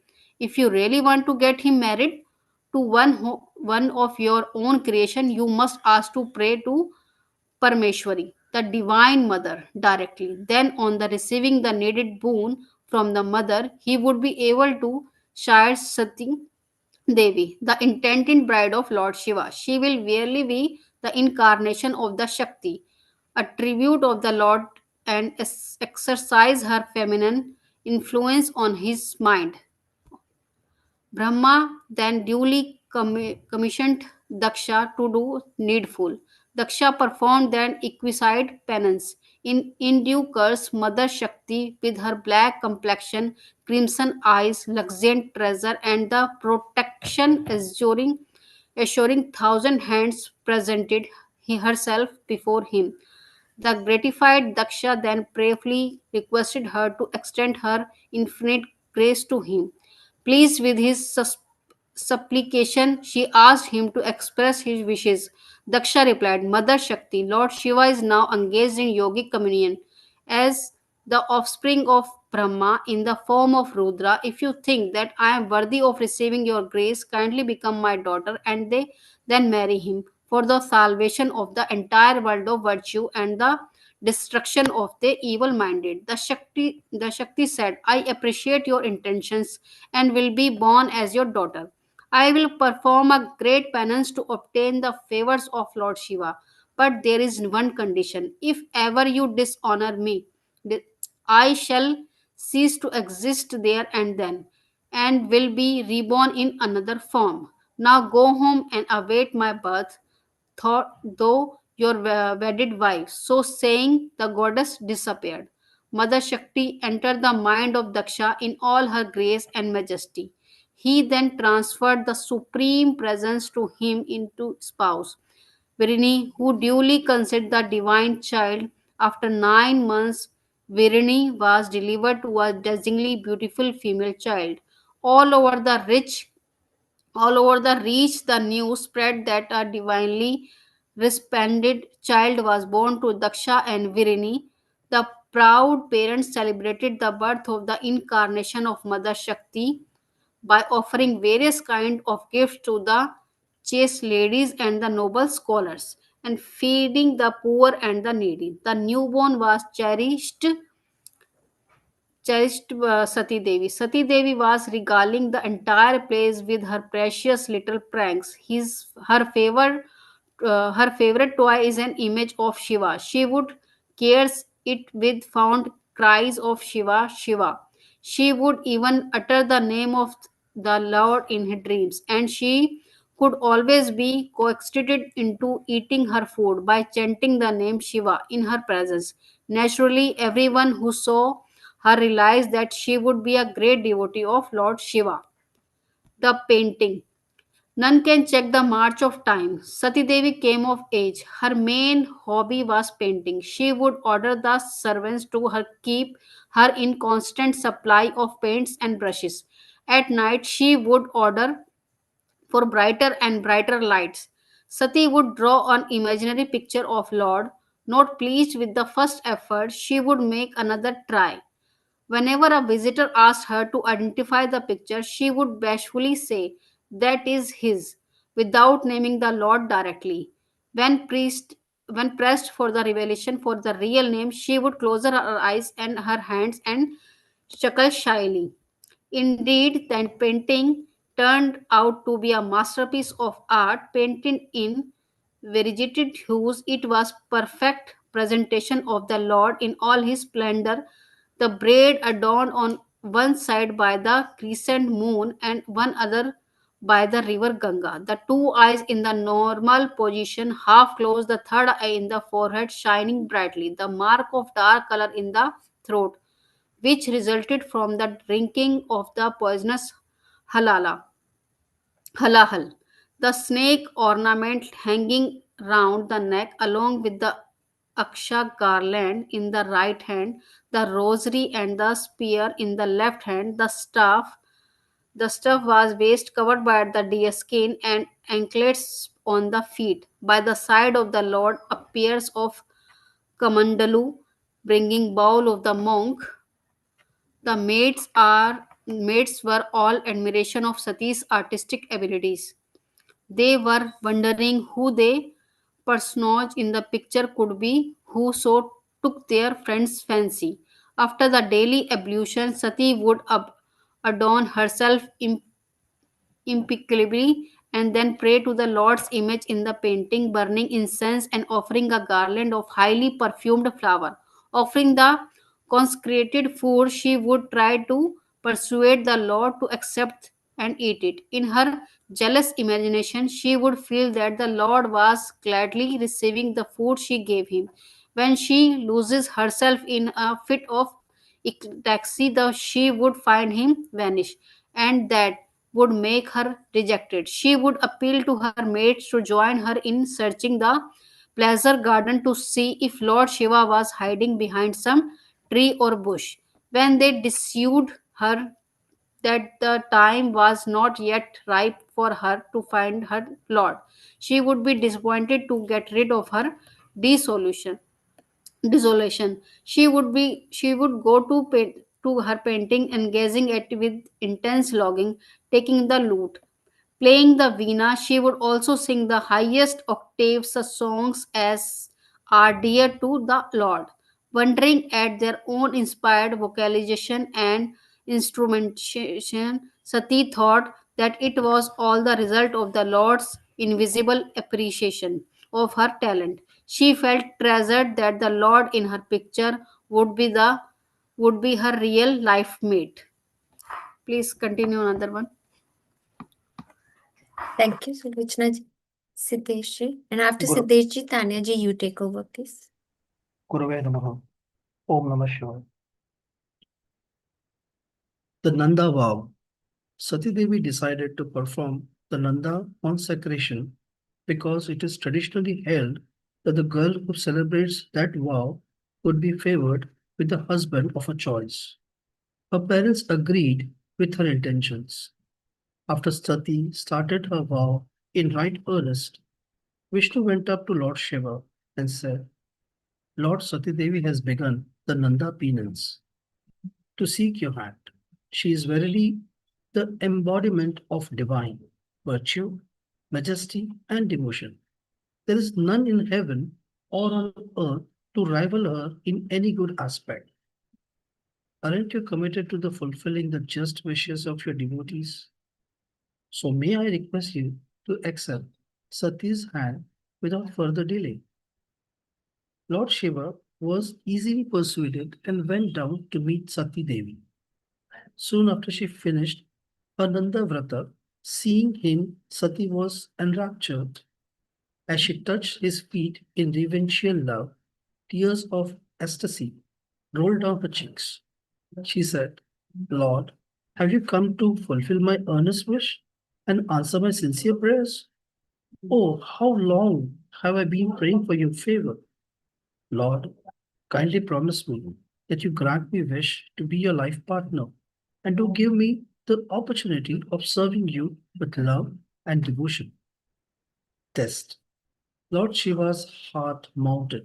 Smilingly, he replied, Dear Sati, how innocuous and ingenious you are indeed.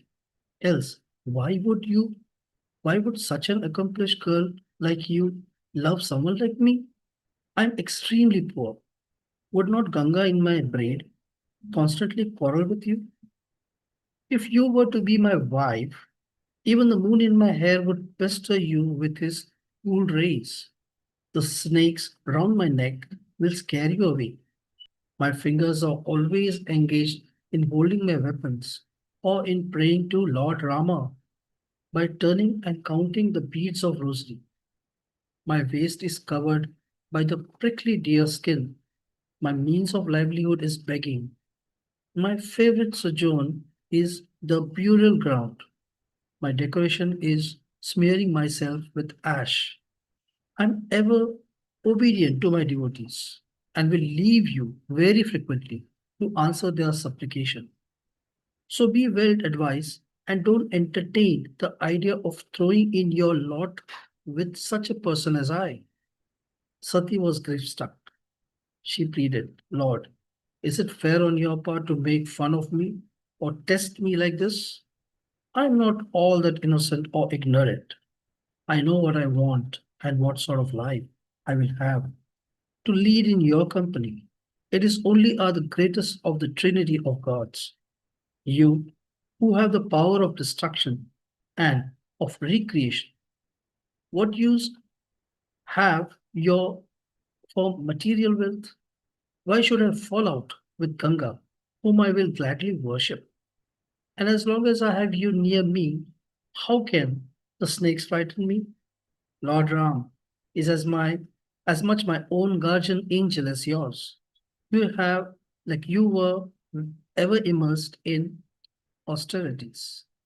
You do not need silken garments, and the deerskin suits you best. Whether the husband earns his bread by begging or by any other means, it matters little to the chastity of wife whose sole concern is to please him with obedience and affection. So please do not test me any more and accept me and my honest love. Assent. Lord Shiva smiled, taking it as a sign of his agreement. Sati fell at his feet with grateful self surrender. The Lord only took her into his arms. Sati forgot herself in her beatific ecstasy, and by the time she shook herself, the Lord vanished. The maids approached Sati. She looked at them with a quiet smile on her lips, for she was reminding herself of the ascetic moments she spent in her Lord's embrace. Asked the reason for her pleased looks and smiles, Sati revealed the truth to them in a whisper. The maid said they would convey the good news to her mother. Sati shyly protested, but the maids took her along to the palace to meet her parents and inform the latter of the happy events. Daksh then went to Brahma. Sir, my daughter is determined to marry Lord Shiva and none else. You must arrange the wedding of Lord Shiva and hers. Brahma gladly accepted to be the instrument in bringing about their union. When he called on Lord Shiva, the letter told him, Brahma, Sati is adamant about marrying me.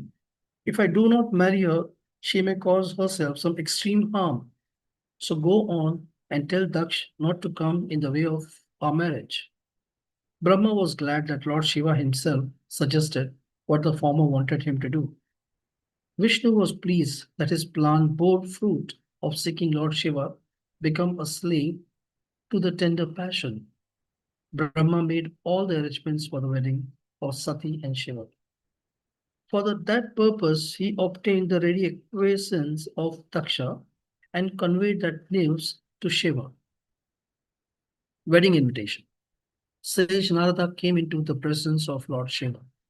Shiva told the sage, Narada, the daughter of Daksha, has fallen in love with me. Daksh extended an invitation to me through Brahma to go to his realm and get married to his daughter. On my behalf, please invite Brahma and Saraswati, Vishnu and Lakshmi, the heavenly sages and angels, to our wedding. All the invitees arrived at the Silver Mount. The next morning, the auspicious reveal was sounded. Lord Shiva was anointed and given an oil bath. Then he was bedecked with appropriate ornaments. Lakshmi and Saraswati presided over the arrangements that were in charge of the women for the wedding celebration. The wedding procession was led by Brahma and Vishnu. The Pravata holds blow the conches. Brahma and Vishnu exchanged meaningful glances smilingly. Seeking them, Lord Shiva understood that they were enjoying a silent joke at his expense, because he formerly chided them for falling a prey to the wiles of Manmatha, and now he himself followed in their footsteps. Actually, Shiva was very impatient to meet Sati Devi. The whole silver mount seemed to be infused with blissful delight and to be awaiting the union of Shiva and Sati on its hallowed ground. Wedding of Sati and Shiva. After supervising all the wedding arrangements and finding them to his satisfaction, Daksh went forward to receive the bridegroom and his wedding party, performed the proper Vara Puja, worship of the groom. Daksh escorted the wedding party of their various allotted residential quarters and saw to it that they were well attended upon by his men. Daksha bade the Trinity a special welcome and thanked them for gracing the occasion. The wedding party ceremonially marched to the superbly decorated wedding hall. To the accompaniment of band music, all the guests were seated in the places befitting the respective station. They were greeted with the sprinkling of perfume water, sandalwood paste, and flowers. All the guests were eagerly awaiting for the arrival of the bride and groom. As Lord Shiva entered the hall with a bright and benevolent smile on his lips, the whole assembly stood on their feet and greeted him with folded hands. He was escorted by the priest to the wedding altar and seated on a golden plank. Here, Sati was simultaneously being escorted by the bridesmaids to the wedding altar. She was bedecked with many tastefully precious ornaments. The chesty housewives followed her, carrying with them all the time honored and traditional material meant for the auspicious celebration of the wedding.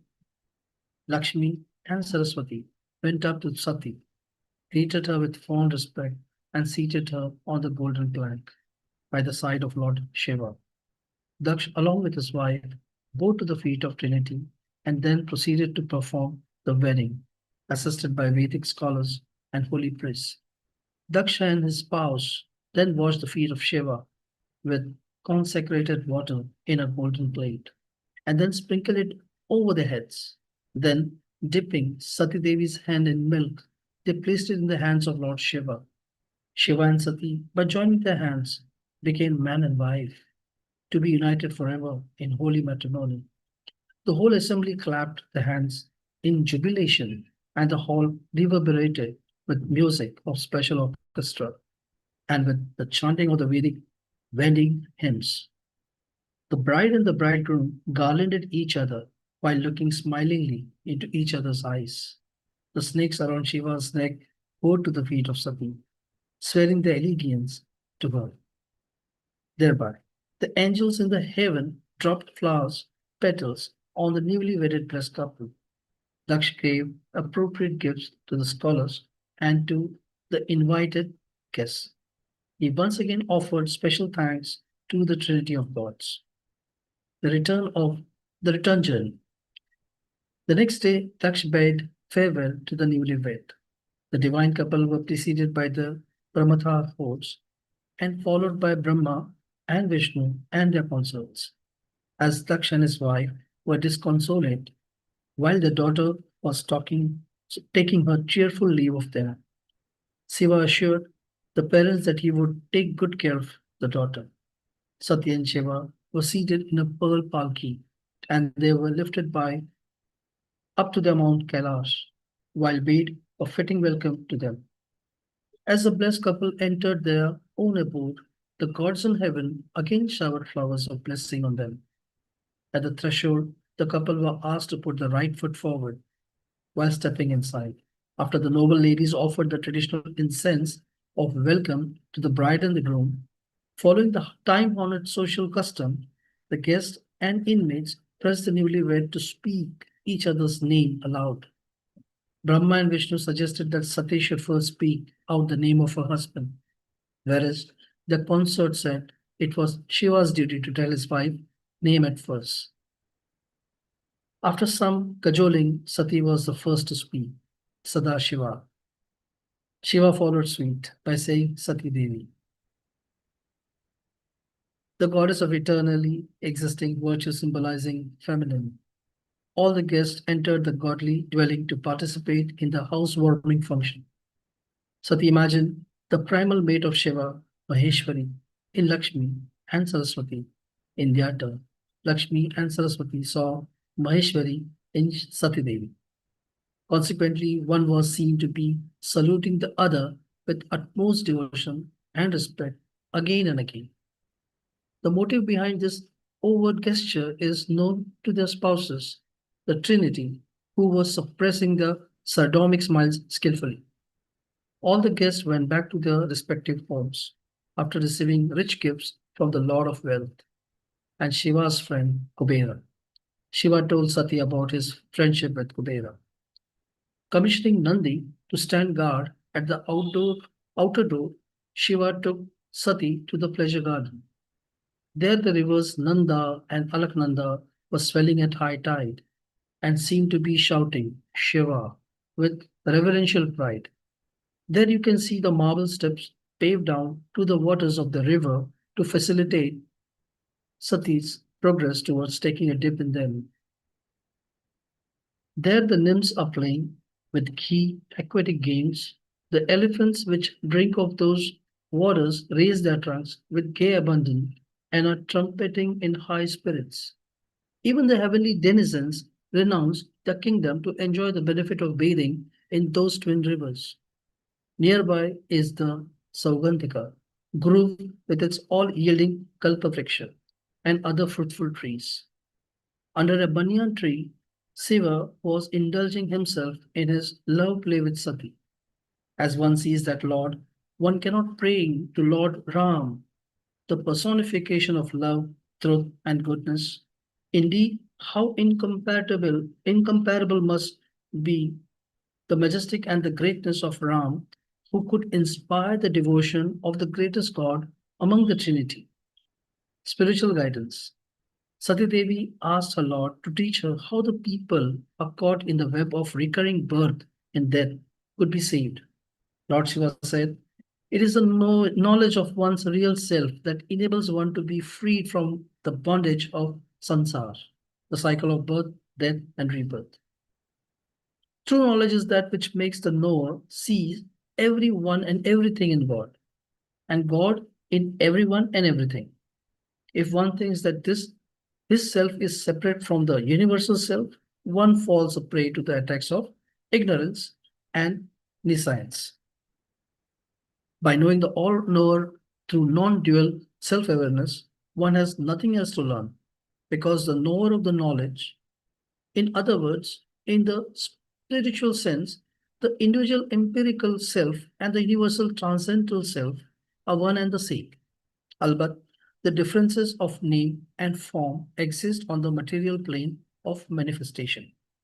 While the acquisition of self-knowledge, this devotion has 9 forms: hearing about God, remembering Him, chanting His name, serving Him, obeying Him, worshipping Him, bowing to Him, befriending Him, and surrender oneself to Him. At the final stage of self surrender, the devotee qualifies himself for the non dual consciousness of God within. He no longer needs to pray to an entity outside of him, but has to be in constant communion with God as his own inner self. His external devotion and good works are merely meant for guidance of the layman around him. The man who realizes his real self is automatically liberated from the bonds of the false universe soul. Till seeker attains this self-identifying status, he should ever be engaged in praying to me. I am always at the back and call of the true devotee. And by being sincerely and actively devoted to me, one can before long gain salvation. As you know, formerly I had obliged even the evil devotees of mine, as in the case of Ravana, in order to save the ordinary gods of heaven from the poisonous fire of halahal. I ate it up at their request. True devotion is the reason behind all this. Sati Devi was immensely delighted to learn from her Lord about the efficacy of honest devotion. Likewise, she was initiated by Lord Shiva in the secrets of all arts and science, along with the duties of men and women towards one another. Thus, in happy and intellectual companionship, were the divine couple glorying for the same for some time. I would like to hand it over to someone else to take it forward. Thank you, Siddesh ji. Tanya ji, can you please take over? I'll also request you to turn on your camera.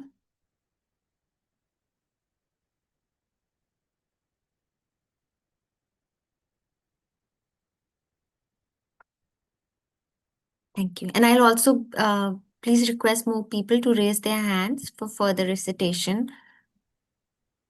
Thank you. Om Namah Shivaya. A great sacrifice was begun in that pilgrim center on the auspicious occasion of Makar Sankranti, when the sun enters the northern solstice. In order to obtain the benefit of at once witnessing that mighty yajna and of taking a dip in the Holy Trinity, the confluence of the 3 rivers, all the supreme denizens of the celestial regions, along with the Vedic chanting of the sages, could be heard, the heavenly music of the Gandharvas, the dances of the Aspara nymphs provided a nobly entertaining backdrop for the delegation of the lay pilgrims. The various priestly authorities saw to it that all formal paraphernalia was duly arranged. While the initiator of the sacrifice and the conductor of the sacrificial proceedings attended the function, and all sages and devotees of the region gathered there, Daksha had not yet presented himself. Brahma presided over the yajna. Next to him sat Lord Shiva. The oblation had to be offered by Daksha. That's why the assembly was impatiently awaiting his arrival. After a while, there was a great commotion. Daksha was arriving on the scene, accompanied by his disciples, with much fanfare. The sages and the priests received him with full sacramental honors. The gods garlanded him. Daksha acknowledged with gratitude the honor done him. Then, saluting Brahma, Daksha sat next to him. Shiva did not greet Daksha, and mistaking the Lord's silence for an insult, Daksha lost his temper, abusing Lord Shiva. The angry Daksha stood up and addressed the assembly as follows: Learned sages, while you were all respectfully greeting me, my own son in law Shiva would not even deign to look at me. A father in law must be treated like a guru, master.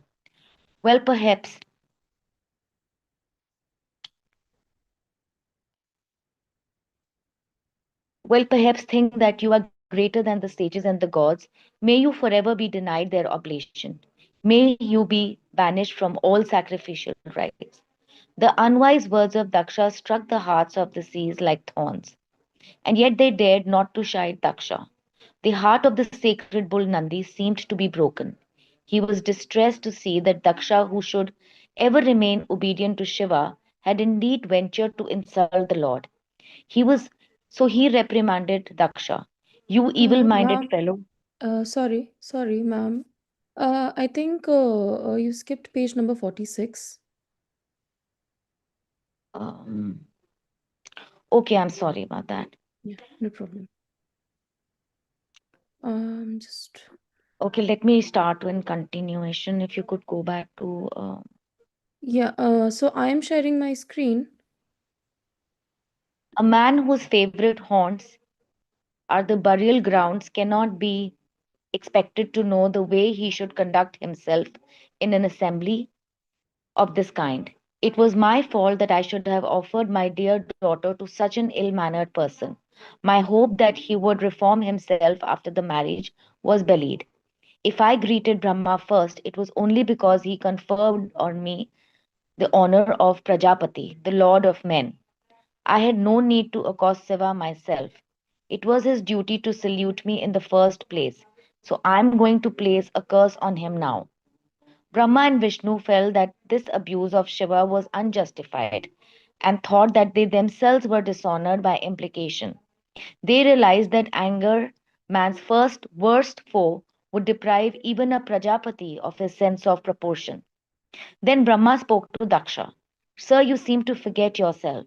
You have not thought twice before resorting to an abuse of Lord Shiva. Know both Shiva and Vishnu to be my worshipful masters. After all, Shiva was not guilty of any impropriety. There is no rule that son in law should be the first to greet the father in law. Don't think that Shiva is an ordinary person. He is indeed worshipped by me and Vishnu. Besides, an insult to him applies to the other two of us in the Trinity. You have made a great mistake and now must face the consequences. Forbearance. Lord Shiva was still keeping quiet. He had not cared to open his third eye, but he was aware of Daksha's early misdemeanor. I am not accosting him before his seat by the side of Brahma. That was the reason why he did not look at Daksha. Although Shiva knew that Daksha must be right away punished for his impenitence, he did not take an extreme step out of consideration for the feelings of Sati, who might not like to see her father suffer. But Daksha misunderstood Shiva's silence. He directly addressed the Lord. Sir, you are an unrefined person. You who think that you are greater than the sages and the gods, may you forever be denied their oblations. May you be banished from all sacrificial rites. The unwise words of Daksha struck the hearts of the seers like thorn, and yet they dared not chide Daksha. The heart of the sacred bull Nandi seemed to be broken. He was distressed to see that Daksha, who should ever remain obedient of Shiva, had indeed ventured to insult the Lord. So he reprimanded Daksha.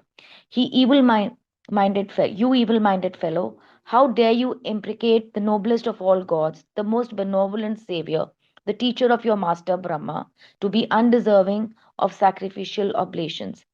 I say, may you never be able to master self knowledge. May you forever be bound by the shackles of householder's life. May you always be ensnared by the wiles of women. Daksha, soon you will be bleating like a goat. You will be enmeshed in this vicious circle of samsara. Daksha rejoined, Nandi, you spoke like the blind follower of Shiva that you are. I'm going to curse that you and your likes will henceforth be deprived of Vedic studies and practices, and that you will be going through life by merely smearing yourself with ashes. I also imprecate that those who think like you, whether they be your family and friends or the sages, should not attain beatitude. Hearing this wild imprecation, Bhrigu and the other seers were much frightened and best quiet, provoked by Daksha's words. Nandi cursed the sages. May all those people who rejoice in the prattle of Daksha be debarred from the Vedic knowledge. May they ever remain vagrant, impassioned, indigent, and servile. May they nourish themselves with impure, wretched food and drink. Then Lord Shiva tried to pacify his devoted mount. Dear Nandi, is it right that you should curse the sages for the folly of Daksha? The fact that they kept quiet during Daksha's outburst must be due to their dutiful allegiance to their chief Daksha. So let me amend that only those sages or scholars, Brahmins, who dishonor or abuse the gods, demigods, or forefathers be the be the ones who will come under the purview of your curse. I, however, thank you for the uncompromising devotion to me. Gods and guests too went back to their respective abodes. Bad omens. The right eye of Sati Devi throbbed. She was much agitated at this sign of forthcoming misfortune. Lord Shiva came to her. She bowed to him. Shiva informed her about her father's misbehavior. Sati fell in swoon hearing the bad news. The Lord did the needful to see her regain consciousness. Coming to, she requested Lord Shiva to forgive her father. The benign Shiva acceded to her request. But Daksha was evil minded. He was still bent upon wreaking vengeance on Shiva. Accompanied by his retinue, he went to the Kanakhala pilgrim center to perform the Vajpaya's sacrifice. He did not extend an invitation to his daughter and son in law, but invited all other denizens of paradise and requested Brihaspati to inaugurate the sacrificial rituals. As Shiva and Sati were loitering in their pleasure garden, they overheard the gods journeying across the celestial path. Daksha is performing a great sacrifice and invited us. We are going to witness it and blessed thereby. Sati said to herself, how foolish is my father! He did not bother to invite us, his closest relation. Is he under the impression that my lord is an ordinary person? Has he forgotten that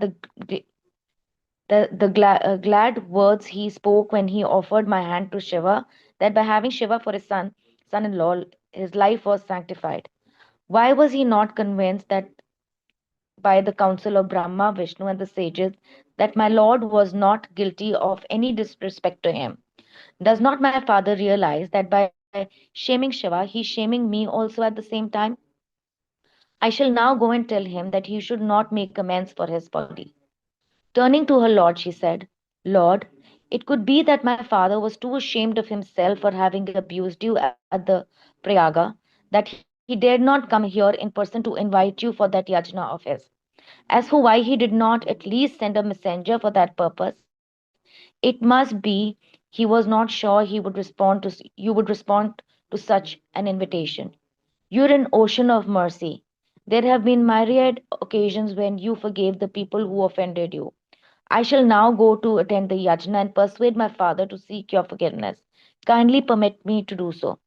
Shiva replied, Dear Sati, it is by natural that you should hold your father in high esteem. But I am afraid you cannot convince him. On the other hand, your going there may even lead to undesirable consequences. I never want to deny your wishes, but I think it is my duty to warn you of the possible ill effects of your intended visit. Anyway, if you still wish to go, you are free to do so. The irony of fate. As Shiva and Sati were relaxing under banyan tree, the former felt as though his favorite deity, Rama, was shedding tears of distress clad in a monk's ochre robes. Shiva was very much moved by his mental picture. So, followed by his consort, he left for the Dandaka forest. There they saw Rama and Lakshman from a little distance. Saluting the brothers from afar, Shiva told Sati, "There you see Rama with his brother Lakshman. Rama's self appointed high duty is to save the virtuous and punish the vicious. He is the incarnation of Lord Vishnu, and Lakshmana that of Vishnu's divine bed, the, the thousand hooded serpent god, Adisha. During the absence of the brothers, the devil Ravana abducted Sita Devi, the consort of Rama. Consequently, Rama is in great agony. The moment is, um, I haven't got a page change. Yeah, now. The moment is not opportune for us to talk to him directly, so let us bow to him from this distant spot and go back to our home. Sati was beset by doubt and spoke to Shiva, Lord, if Rama indeed is the very incarnation of Narayana, why cannot he be mere by his mere wish to go and meet his beloved, wherever she is? Why should he lament like this, as though he was an ordinary mortal? So saying, even though dissuaded by her lord, she proceeded to test Rama. Verily, the feminine weakness in Sati got the better of her right judgment. Else, why would she try to put her husband's worshipful master to kind of rest? All of this was working of destiny. Sati assumed the form of Sita. Seeing her, Lakshmana said, Brother, there is Sita. It is possible that Ravana was afraid of being cursed by her, so let her go. Come, let us go and receive her with due regard. But such tricks as Sati's would not work with the divine incarnation like Rama. He realized that it was Shiva's consort who took the shape of Sita. Still, he went up to meet her. Lakshmana could not realize the truth. As Sati bowed to Rama, he said, O mother, who made you the wife of Shiva? Assume the form of my wife. What is the reason behind you leaving your husband and roaming in this wild jungle? Don't you know that this place is full of demons? Please be well advised and go back to Mount Kailasha. Sati Devi was amazed. She regretted her ruse and fell prostrate at Rama's feet, begging his pardon. Then Lakshmana also realized the truth and the might of his divine brother. Lord's transfiguration. Then Lord Rama displayed his universal manifestation to Sati Devi. Sati was struck with reverential awe and sang the Lord's praises. Lord, I am able to see the entire world of creation in thee. There I can see the sun and the moon, the Lord Creator Brahma, the Lord Shiva himself, the 30 million gods in you, and a trillion forms of creatures, while with their countless arms and faces and feet, art thou now mirrored. Thou art indeed the Alpha and the Omega, all creation. Thou has be beginning or middle or end.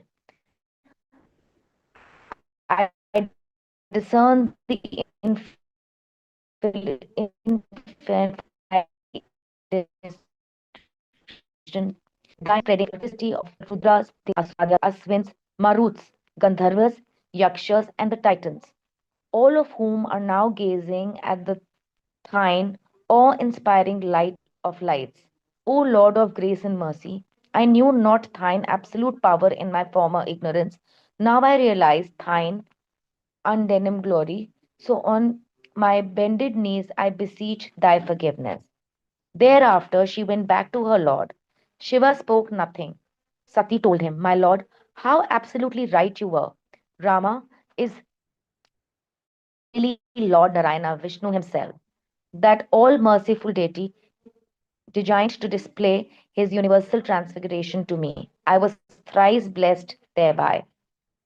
All the same, Sati did not reveal to Shiva that she assumed the form of Sita. How incautious she was. Did she did she really think that she could hide the truth from that all-seeing, all-knowing divine husband of hers? Lord Shiva told Sati, You have been fortunate to be able to see that great God's Vishwarupa. You are indeed forever sanctioned by being addressed as mother by that supreme being. Now Since Vishnu, Brahma, and myself are brotherly facets of one and the same invincible existence reflected by the Trinity, virtually, you are my brother too. Hearing those words of her husband, Sati fell in a swoon. Shiva could sympathize with her, but he could not forgive her disregarding his advice. Who can fight against the workings of the inexorable destiny? He told her when she regained consciousness, "Dear, there is no use of crying over what already happened. All that we can do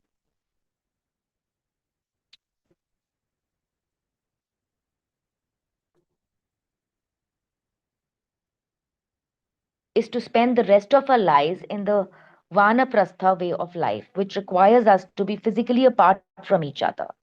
Sati thereupon took her lord's permission to leave for her father's home. There she was affectionately received by her mother, sisters, and friends. Sati Devi began to shed tears of disconsolate grief. Her mother was heartbroken. She tried to console her daughter. "Dear child, your father is now stricken in years. He brought you up properly, no doubt, but he lost his sense of proportion in dealing with your husband. Under a false impression, which has proved to be his undoing, as indeed thus misapprehension in the case of every mortal. Your father had turned a deaf ear to all the wise counsel hitherto. Anyway, I shall try to convince him of his folly. Come along with me to the sacrificial altar." On seeing Sati, father did not greet her with affection. On the contrary, Daksha offended her. "You, why did you come here?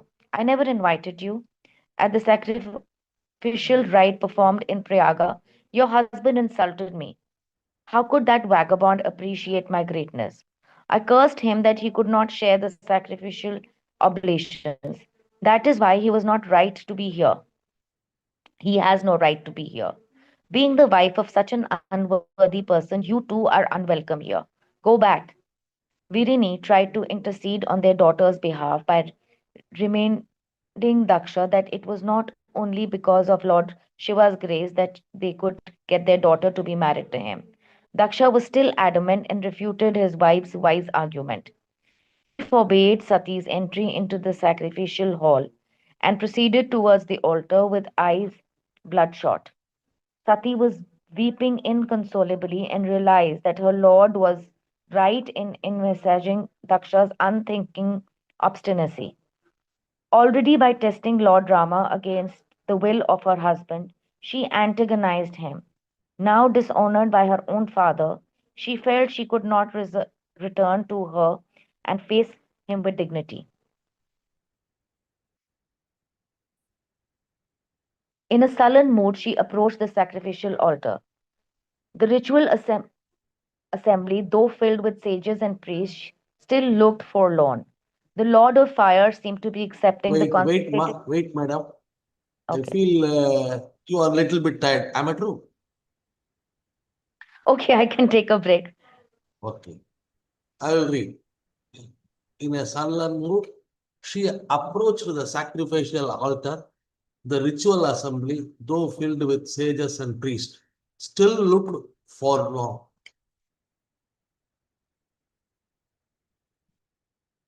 The Lord of Fire seemed to be accepting the consecrated ghee poured into the Homa pit only grudgingly for the fear of inviting the Lord's wrath on himself.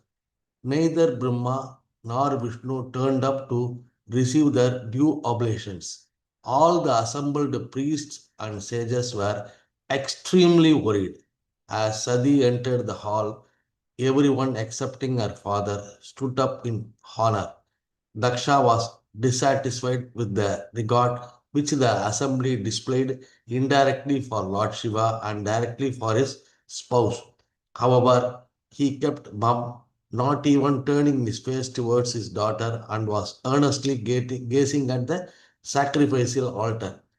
Sadi addressed her father. "Father, there is no sacred code of which you are really aware. You seem to be proud of the fact that you are Brahma's mental offspring and ruler of living creatures, Prajapati. But don't you see that your overweening pride and abuse of Lord Shiva have brought things to such a pass as to make Brahma and Vishnu refuse to enter this hall in order to receive their apportioned oblations? I do not mind the disrespect you have shown to me, but I cannot tolerate your abuse of my Lord. Lord Shiva is indeed so gracious so as to forgive the sinners and the people who abuse him if they seek his refuge. By coming here against his will, I have offended him. Now you have to put me to shame, but not even designing to look at me. I have no more use for this wretched life of mine. I have no choice but to jump into the ritual fire. The sages, for the part, refused to take part in the yajna, which was not graced by the acceptance of sacrificial offerings by Brahma and Vishnu and left for the respective hermitages. The sacrificial hall looked barren. Sadi again spoke to her father, Sir, men like you cannot appreciate greatness of likes of my husband. Wise men ignore others' follies and consider their virtues, even going to the extent of reforming the sinners. Indeed, there is nothing surprising about your insulting the great Shiva, the syllable of whose name save the person who merely utters them with sincere devotion and consecration. I no longer want to be known as your daughter, no longer like the idea of my Lord calling me Dakshayani, daughter of Daksha. So I shall burn up this body which you begot. So speaking, Sadi fell in a swoon. Regaining consciousness after a while, she felt the presence of her Lord before her. She then told him, Lord, I was guilty of disobeying thee in testing, Lord Rama. I have also come here against thy will.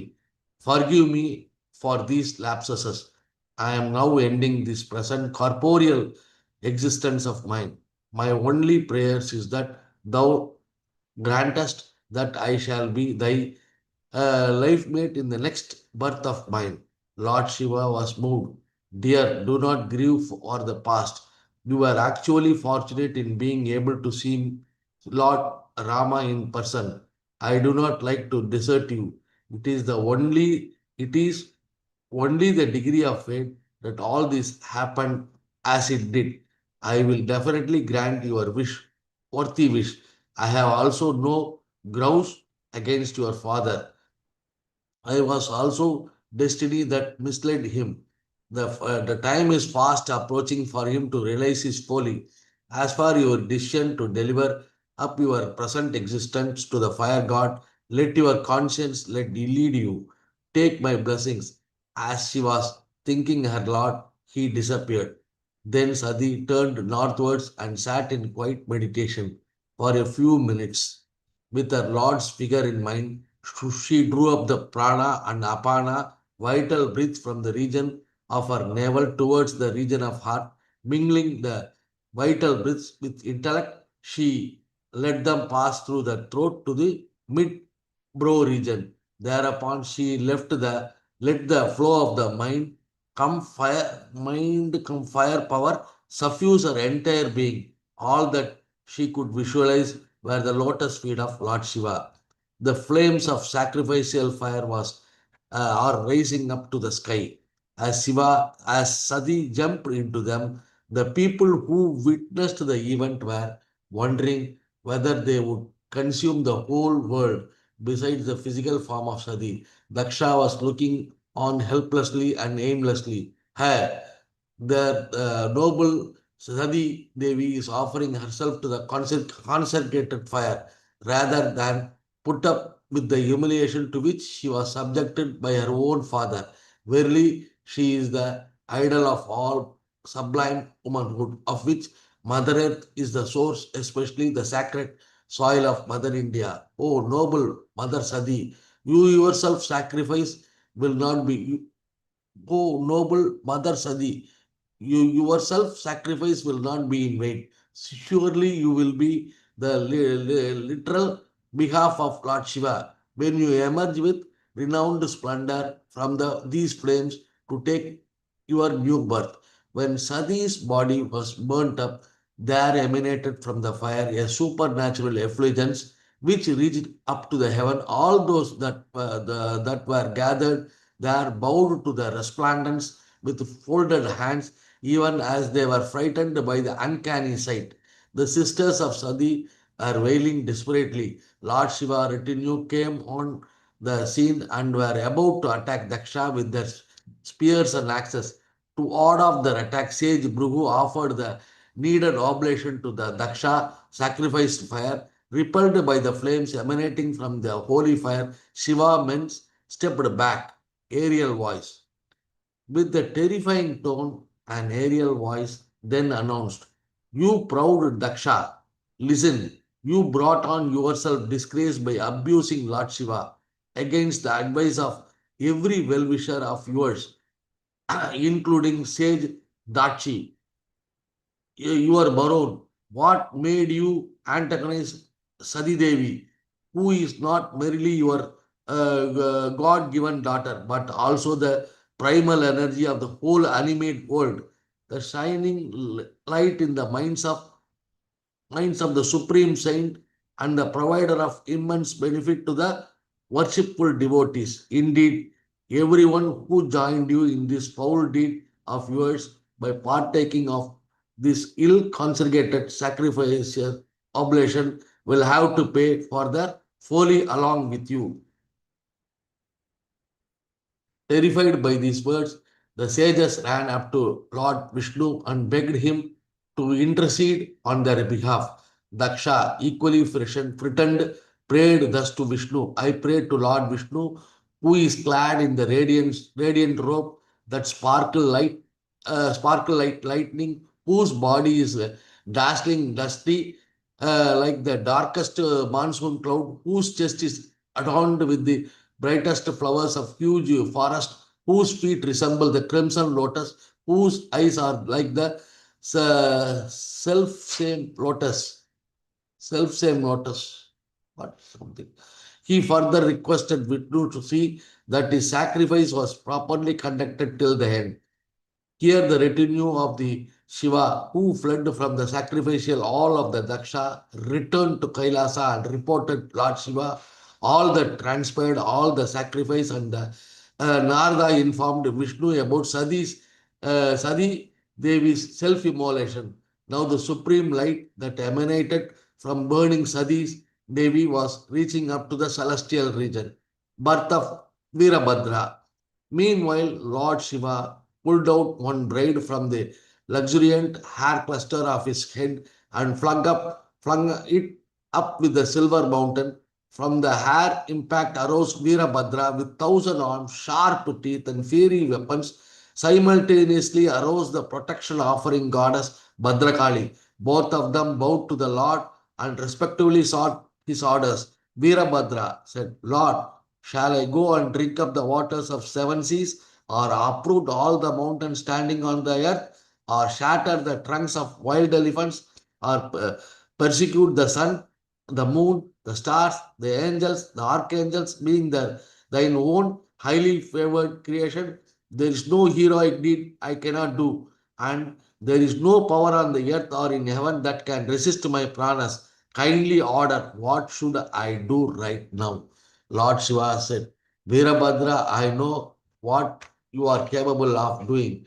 Your present purpose is to go along with Bhadrakali and my retinue to the sacrificial altar of Daksha and cause its ruin and disorder. Kill all those priests who are all under the command of Daksha. I assure you no harm will be done to you who are obeying my orders."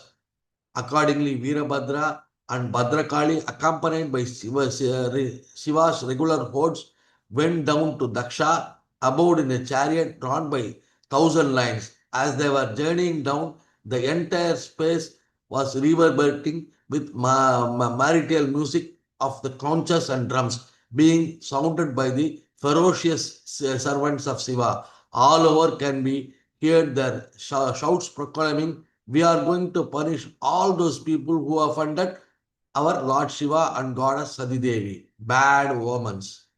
Here, Daksha was feeling the forbiddings of evil. The sun and moon appeared to be losing their brightness. The stars seeming to be falling. Blood could be seen dropping from the sky. The dangerous insects were flying about.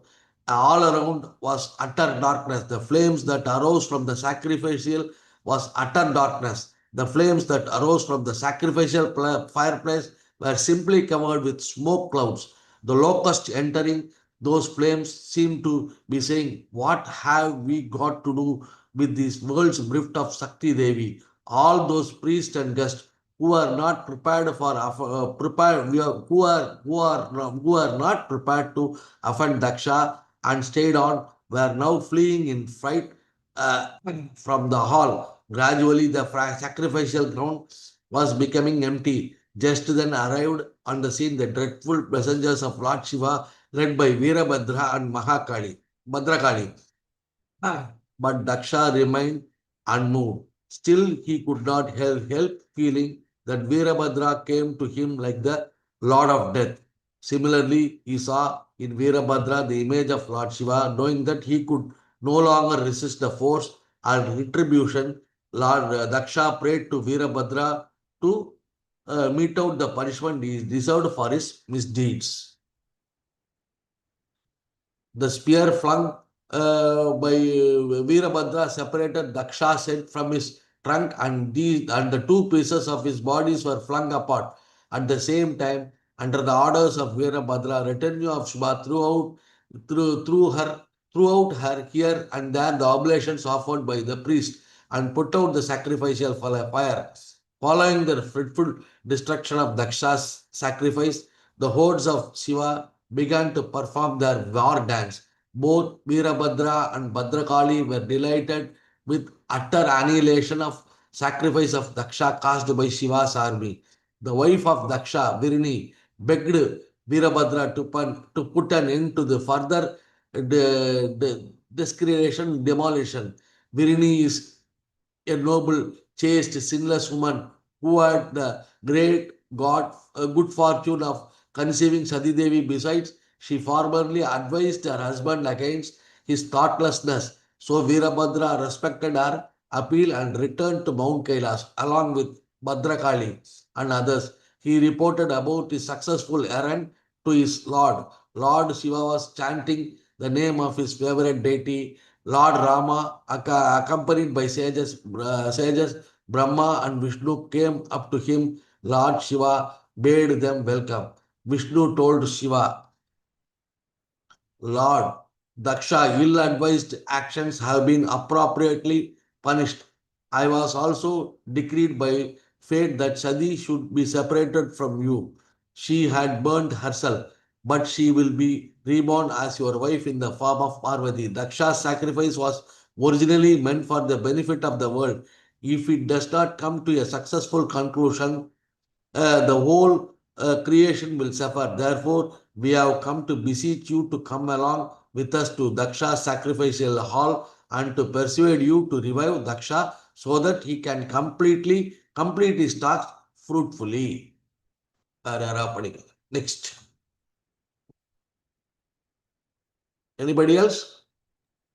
Thank you, Satyanarayan ji. Thank you. JD, would you like to take it forward now? Thank you.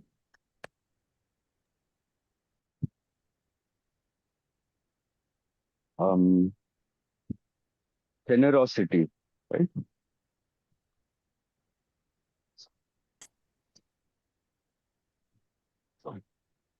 Lord Shiva, always at the beck and call of his sincere devotees, left for Daksha's abode.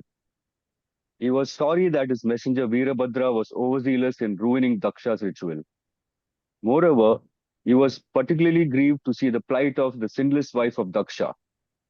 She was actually requesting him to allow him to die along with Daksha, who was mauled to pieces by Shiva's emissary by committing sati. Nam. The merciful Shiva spoke to Virini. Mother, none can prevent the workings of predestination. I never really meant to humiliate Daksha. When he called on me, I was deeply immersed in praying to Lord Rama, and therefore could not get up to welcome him formally. So he unjustifiably took offense. Even when he insulted me, I kept quiet. I pacified the Nandi who was trying to castigate Dasha. And yet, Daksha cursed me that I should be unworthy of receiving sacramental oblations. When Sati came here, despite my warning that she should be ill-treated, Daksha did not realize the worthy of the filial love that brought her here and abused her. She should have come back to me, but a brave spirit goaded her to self-immolation. I perfectly know the plight of one who is separated from his or her beloved. I admire your wish to join your husband even in his death. But please take heart, for I will presently give you back your husband, brought back to life. Virini was enraptured and bowed to Lord Shiva's feet in utmost gratification and sincere gratitude. She now believed that the aerial voice spoke truthfully that Sati would be reborn as the daughter of Mount Himalaya to be married to Shiva. At Shiva's behest, his men recovered the trunk of Daksha, but they could not locate his head. Then Shiva asked them to bring any head severed from the body, which they will will find in the northern direction. They found a sheep's head and grafted it on to Daksha's head trunk. Daksha came to life, a man who woke up from sleep. Seeing Lord Shiva, he immediately fell at his feet in reverential repentance. Shiva forgave him. The Trinity of Gods thereupon accepted the ritual offerings as the sacrifice was renewed successfully. All the assembled men, women, and children paid their respects to Shiva and received his blessings. At Daksha's request, Lord Shiva agreed to save the devotees by staying on at the sacrificial altar in one of his forms, along with his consort Parvati. Shiva also accepted Daksha's request that Veerabhadra should guard the southeast region of the universe. All returned to their respective abodes.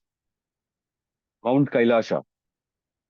The all-yielding kalpa trees on Mount Kailasha beckon the yogic siddhas to come and receive from whatever they wish to have. The Kinera girls climb up those divine trees and from there sing the praises of Lord Shiva. The river Nanda flows majestically, sanctified as it is by the bathing of Sati Devi in it. As the bumblebees hum, the gigantic peacocks dance in gay abandon. Simultaneously, the cuckoos join the bird orchestra to infuse the entire surroundings with a heavenly melody and hum. In the Nanda River, the elephants pairs bathe and indulge in love sports. The whole mountain is filled with trees of all known varieties, yielding every kind of fruit and flower. There are species of birds or beasts unknown to that great mount. The parrots that taste the succulent grapes chant the hymn to Shiva, Namah Shivaya.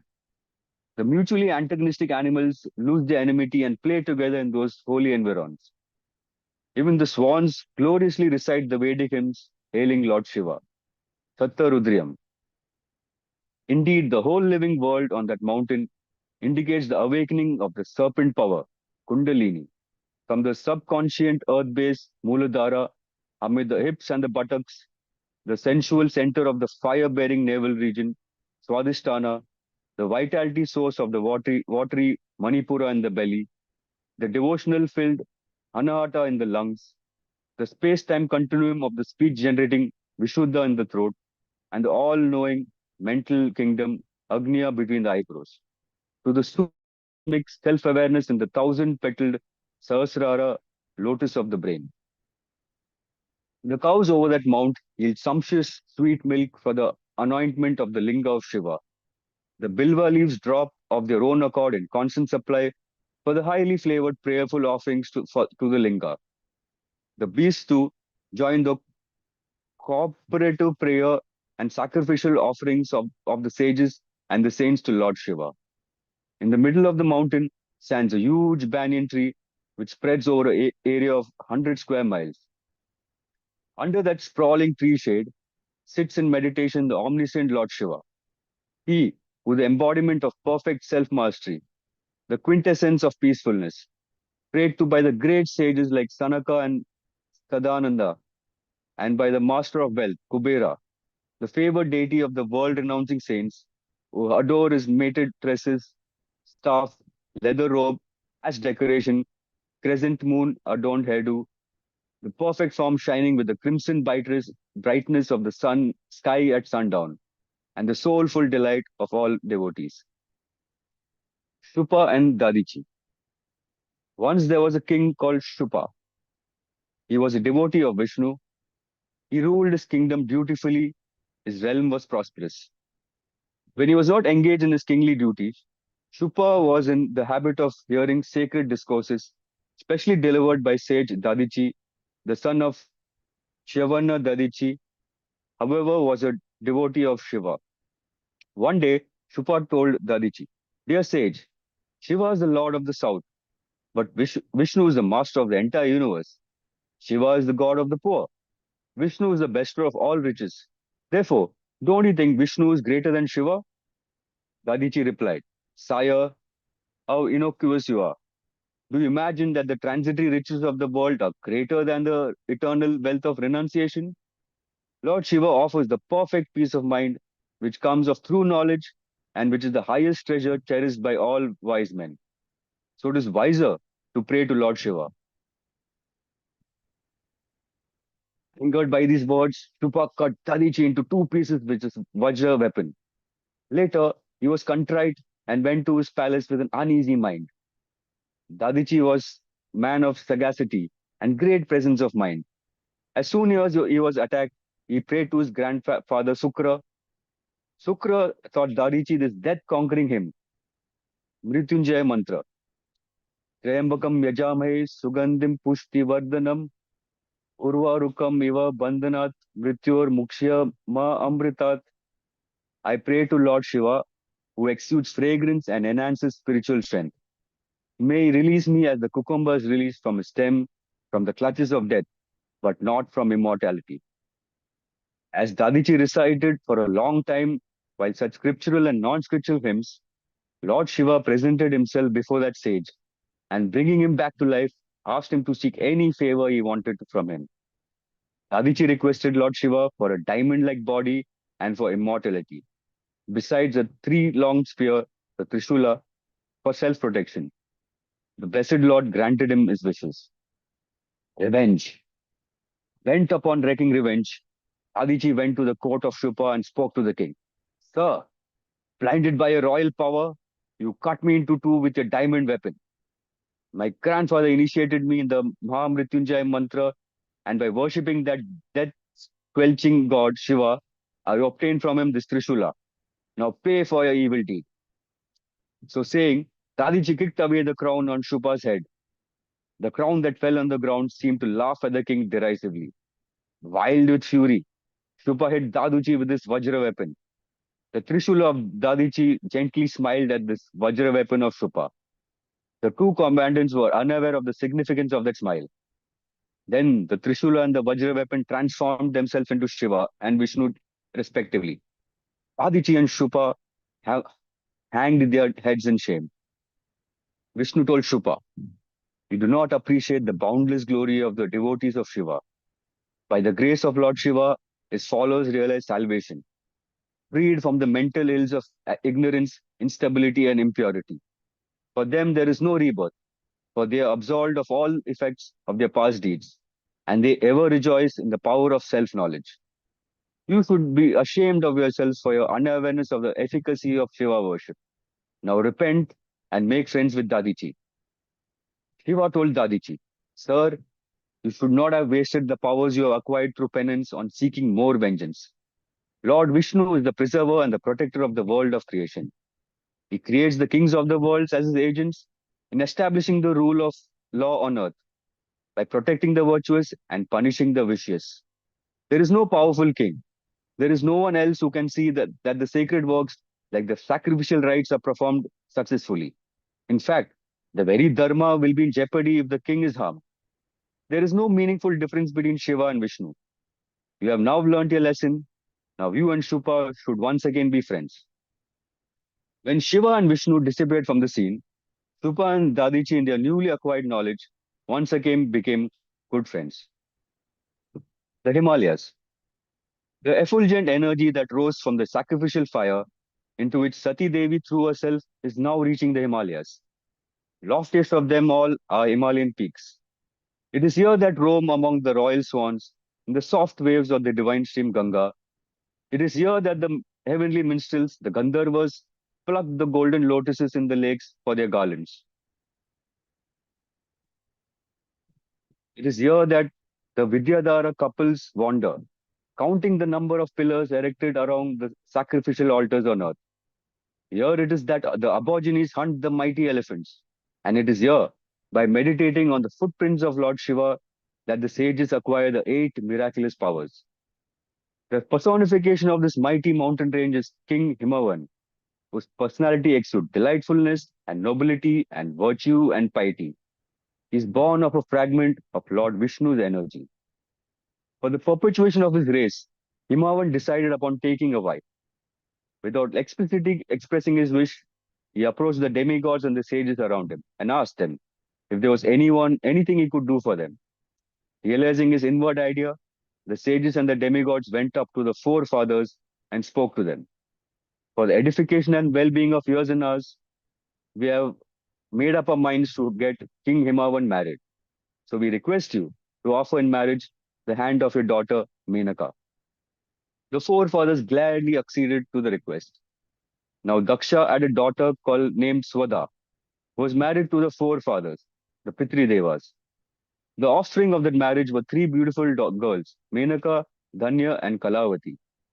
They became life nuns, yoginis, and traveling all across the universe, they had once stopped at Vaikuntha, where they paid their respects to Lord Vishnu and took their seats awaiting the Lord's pleasure. At that juncture, the sages Sanaka, Sanandana, and others also visited Vaikuntha. As they were approaching, Vishnu and his consort Lakshmi went forward to greet them. After the sages bowed to Vishnu, the Lord said, "Revered sages, your arrival here brings us great pleasure. Vaikuntha is sanctified by your presence. Please be seated." Indifference. After seating themselves, Tanaka and other sages cast their glances at the daughters of Swada. The girls had not risen from their seats in honor of their sages.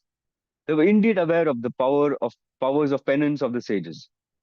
The sages thought that, even if after seeing Vishnu's gesture, they showed their disrespect to them, it must be due to the characteristics they inherited from their grandfather Daksha. Punishment. The offended sages addressed the daughters of Swada thus: "You girls, don't you know it is proper for younger people to show due respect to their elders and receive their blessings? Should you not have at least followed the example of Lord Vishnu? Perhaps you think too much of yourselves because you are the granddaughters of Daksha. We have no choice but to curse you to go down to earth immediately from this heavenly Vaikuntha." Swada's daughters realized their folly and begged the forgiveness of the sages. Like all noble souls, the sages remained angry for no longer than a second. They said, "Dear yoginis, the imprecation of the sages cannot be undone. However, those people who realize their folly and seek forgiveness must be pardoned. So, although you cannot escape from going down to earth, we grant you that you 3 beget daughters worthy of the respect of the entire world. Menaka, you will be married to Himavan and beget Parvati, who will be Lord Shiva's spouse. Dhanya, you will marry Lord Janaka and be the mother of Sita Devi, who will wed Lord Rama. You, Kalavati, you will wed Vishrabhanu and beget Radha, who will be the beloved of Lord Krishna." The girls were very much pleased with the words of the sages. Eventually, they gave birth to a daughter each, Parvati, Sita, and Radha, who would later live in happiness on Mount Kailasha, in Vaikuntha, and in the Goloka, respectively. Shiva and Vishnu would have new spouses, unasked for.